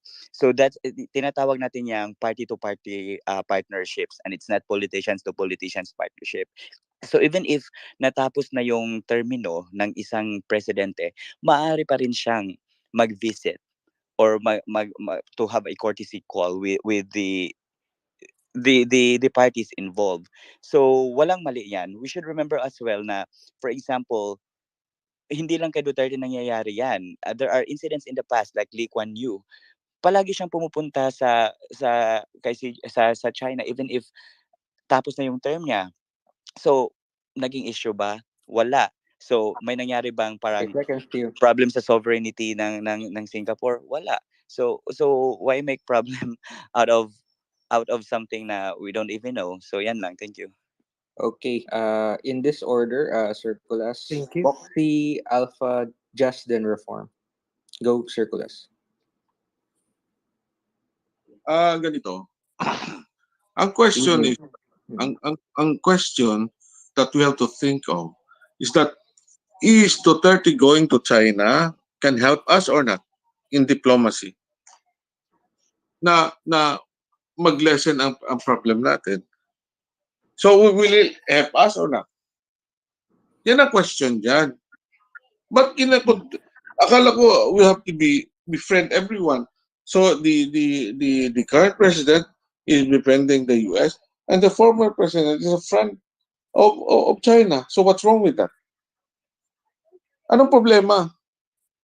Akala ko friend tayo. We are friend of everyone, enemy of no one. So Anong problema? Why make it a controversy? Di ba? Or, di ba? Ngayon, will it help us diplomatically? Or will it ruin us diplomatically? Di ba? Ano sa tingin nyo? Di ba? Pero sa tingin ko, it's our game. Befriending these two giants. Di ba? So, palagay nyo, kayo daw. Thank you. All right. Thanks, Sir Kulas. Boxy? Ano ito, malalim to. Even if we try to dig the data, we will never have it. Kaya mag-speculate na lang tayo. Hindi natin makukuha, malalim to. I would even suspect si BBM ang nagpadala sa kanya. Kasi if I based it last week, sabi ni Justin, yung guest natin last week, sabi niya hindi naman nagre-react si China sa red line. Ibig sabihin, they know they were trying to poke China with the EDCA. I would say that's the stick. Ang ginagamit ni BBM ngayon as a carrot to China would be si Digong. And then, there is the US. Linabas kaagad ng ano nila ng spokesperson sa Twitter na nandoon si Digong Why? Kung private visit lang to, may pinapadala silang message sa US. Hindi nyo hawak sa leeg ang Pilipinas. That's my speculation. Yun lang. Right. Thanks, Sir Boxy. Okay, so si Alpha, in this order, Alpha, Just, Reform, then Mark again.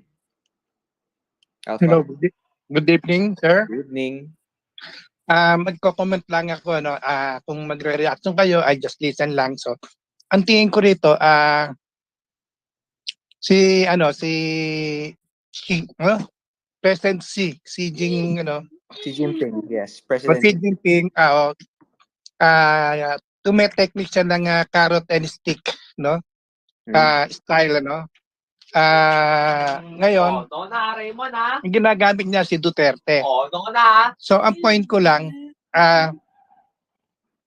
naligaw ako, yung naging usapan namin kanina na alam ba ni President Marcos yung pagpunta niya sa China or hindi? So, sinabi naman ni President Marcos kanina, alam niya. Pero ang tingin ko, whether magusto niyo man o hindi, nagpe-pay saving lang si Marcos. I don't think na Duterte will consult him in going to China. Dahil pinagsabihan niya ng weak president si Marcos before So wala na siyang respeto kay Marcos. And I don't think na magbibigay pa siya doon ng pasintabi na, pupunta ako ng China, He just go there on his own or upon the invitation of Xi Jinping, But I think Xi Jinping is exercising his stick and carrot diplomacy. Yun lang ang gusto kong sabihin. All right. Thanks, Alpha. Just, then Reform, then Theo again. Hi guys. I really feel strongly about this. Hey, yes. Pwede pong pa-mute. Thank you. Pwede pong pa-mute sila. Yes, thank you very much. I really feel strongly about this topic, about this, what happened here. Because the optics are really bad. I tell you, it's really bad. It's like, sorry, this is just optics. I do not, just like most of you, kung ano lang yung nabasa ninyo, yun lang din ang nabasa ko. But the thing is, you have clues kasi on how it is. If the president knows that beforehand that the former president will visit China, dapat there's a DFA briefing to that, or at least it's a good PR if you will say na parang, the former president will visit China, things like that. I agree with Alpha with what he said that this is mostly saving face. Why is so?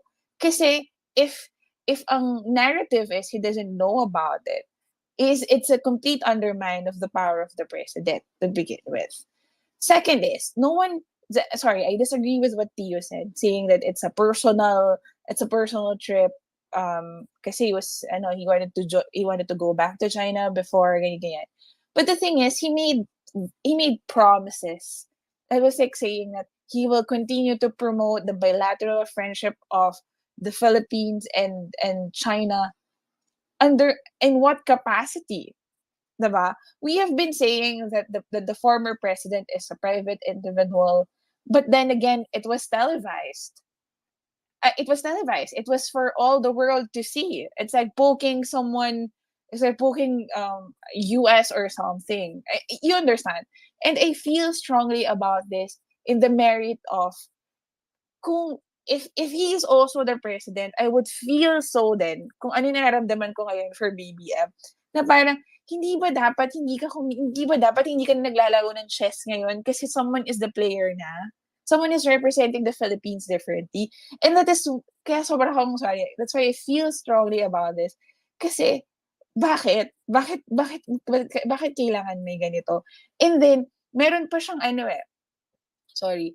Sorry, medyo I'm emotional in a sense dito. But again, I just need to calm myself down. I think that the optics is really bad. And I think that the president is saving face. Lastly, parang, yeah, nandun lahat ng clues to it na parang, definitely, the president was undermined. And that's just my opinion. You can have a different opinion than I am. Thanks. Right, thanks, Just. And before reform, okay lang reform, we asked Jay kasi bago eh. Hi, Jay. Then reform, then Tio, if it allows. Hi, Jay. I can't help it, but I was just supposed to be good evening. Hi, Justin, and everybody, good evening. Okay, can I just say, yes, the Theo already mentioned there are things that you should not be mentioning, yung mga previewed informations that is given to us, to anybody here in this space. Okay, I'm just gonna do speculation, Total naman, sabi nga ni Boxy, we don't have data and hirap to prove. So I will just say this is a speculation, take it or leave it. The president is aware of the visit of the ex-president. Well, tingnan lang natin. The ex-president cannot leave the country without the knowledge of the immigration. And the president is guarded by the Presidential Security Group. The ex-president is still briefed on almost a weekly, if not daily basis of its activity, including the ex-president PGMA. These are, we may say, a treasure. Now, PGMA, PRRD are consultants of the president informally. They work hand in hand. Sinasabi na nila to, this is an obvious, if you look into the communications that is being given, by these people, our leaders, they work with each other. It's not, and also another clue to this one. In March, the direct communication between the high officers of China and the Philippines has been established, if not there is already, a direct. FPRRD doesn't have the mobile phone of Xi Jinping direct. It's only the government. And that is on the office of the president. So I'm just giving clues na dito sa of my opinion. But bottom line, do we think that FPRRD and PBBM doesn't talk? They do, so they do. All right. Whatever they are talking about, I guess I guess it's up to them. We cannot divulge those if we know anyway. But they do. They consult. He consults and they consult each other. So, is it a shame for the country? Whatever helps the situation, Look at the body language of Sandro and Madam Sara when the president was asked today, about the battle. Just look at it, Hopefully that he doesn't give anything away, because there is something there diplomatic that the FPRRD was not told but asked if he can do. That's all. Thank you. All right, thanks, Jay. So it's reform, then Theo, then Mark. Go, reform. Then maybe we move on to the second question. Reform? Yeah, I saw the body language on the interview, and it's interesting, Sergey, like what you said. Ako, for me, I see it as for PBBM, like just play the cards that he's dealt with. You know, that if PRD, it's his ace, tama ba yung idiom na yan? Ace up on her sleeve or something? Sorry. Ace, i- sabi niya dito sa, ano, sabi niya na PBBM hopes that such initiative, I mean, PRD, FPRD going to China, it will boost the understanding. I'm quoting an article from PCO, understanding between Philippines and China, and help the two countries and resolving their differences. Sabi ni PBBM, I hope that napag-usapan nila yung mga issue na ngayon, yung mga nakikita natin, yung mga shadowing. Anong context ng shadowing? Yung mga kung ano-ano, sabi niya. All of these things that we are seeing now, I hope na napag-usapan nila naman para magkaroon tayo ng progress. These are the words of our president. So, yun. Let's see what will happen in the next days or months, di ba? So, I think, sabi ni Sir Jay, walang direct line. Pero nag-announce dati, di ba, na they're going to have like some kind of diplomatic channel or some escalation point, right? Na diretso na kay Xi Jinping. But maybe now it's in the person of former President Duterte. So for now, I'm not complaining. But yun lang, may mga nag-react like si Richard Hidarian that the move, like FPRD going to China, parang ina-undermine daw yung foreign policy. So, for me, right now, hindi pa. From the way I see it, like, FPRD is going to be a chess piece in that context. So, why not? Use the cards that you're dealt with. So, yun lang. House of Cards. Right. Thanks, Reform. CJ would like to rebut very vigorously. Hi, Jay. No, just quickly, Theo and Mark, sorry, and thanks, Northern. No, yun yung direct communication was the protocol was just established this March, but the direct communication with FPRRD and Xi Jinping, direct, is there any? There's none. There's none. This is one of the most powerful person, and who facilitates that communication that the former president will visit. So obviously there are things that it doesn't go through DFA at all. We should know that, and we are aware of that. Trillanes traveled to China through Pinoy's time without the DFA knowing. Let's be so meron mga nangyayaring ganon. It doesn't go through DFA. Now, second thing, the body language of Sandro, Congressman Sandro and Madam Sara. It looks like that's it. Don't say anything more.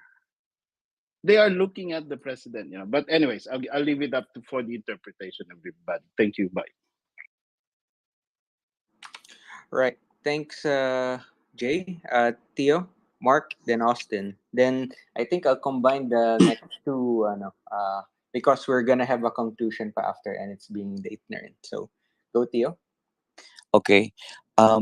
For me, PRRD is not really undermining the foreign policy of BBM. Number one, we should remember that BBM is the chief architect of our foreign policy. It's not Duterte. So that means whatever Duterte did with his meeting with Xi Jinping has nothing to do. Let's say it has nothing to do really with the foreign policy. Now, right now, I want you to listen very carefully with my argument. Since we are only speculating, on my end, I think that it's a party partnership. We should right now, Digong is already a private individual. He but however, he is the head, or he's still part of the PDP Laban. And PDP Laban actually has a partnership with the CCP. Now, party partnerships actually have various reasons and motivations, and it will lead automatically to direct level of cooperation, may it be in in policy buildings, in economics, in trade, or in military matters. So these partnerships, party partnerships, PDP, CCP, normally have a fixed tenure or expiration, and normally it's 5 years and it's subject to renewal, things like that. An example of a partnership that I want you guys to research on is about the United Russia and the PDP Laban, which they also have a 5 year agreement, eh, with this. Then the, also the PDP Laban and the CCP. So for me, if Jay is right earlier, if Jay was right when he told us na the DFA is not notified on this travel. So that's maybe because this is a party to party negotiation, or party to party meeting. It's not a government to government meeting. Why are we not allowing Duterte to go out and talk to the leaders when we uh uh sorry, it may be a bad optics to the others who see things negatively, but for me it's actually a good optics, because that since we still don't know the reason why these two leaders met. For me, Duterte cannot afford to actually lose the Philippines in terms of war, or maybe in terms of economic stability, things like that. Sorry, I ran out of words again. Tapos, yun lang. It's more of like party to party partnerships. And it's not about the ano na, it's not about the government to government. So I think Duterte is also covered by the constitution, and he is allowed to go abroad, meet friends, or yeah, things like that. Thank you. All right. I think maraming nag-raise ng hand, so we'll extend a bit. So, but before that, Mark and maybe Austin if he likes, then Jay, Boxy, then Von again. Mark. Okay, thanks, Northern. Okay, we're talking about possibilities now. So one possibility, bad optics because Duterte is undermining the Marcos. That's one possibility. But uh, another possibility is this: Marcos doesn't want to be identified to anything that's in China because he doesn't want the backlash, because the backlash is right there.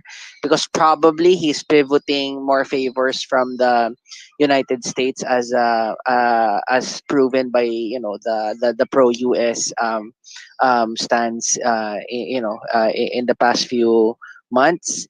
But he wants to go ahead and appease China, or get China to go ahead and probably make some concessions as far as their talks are concerned. Pero ayaw niyang maging overtly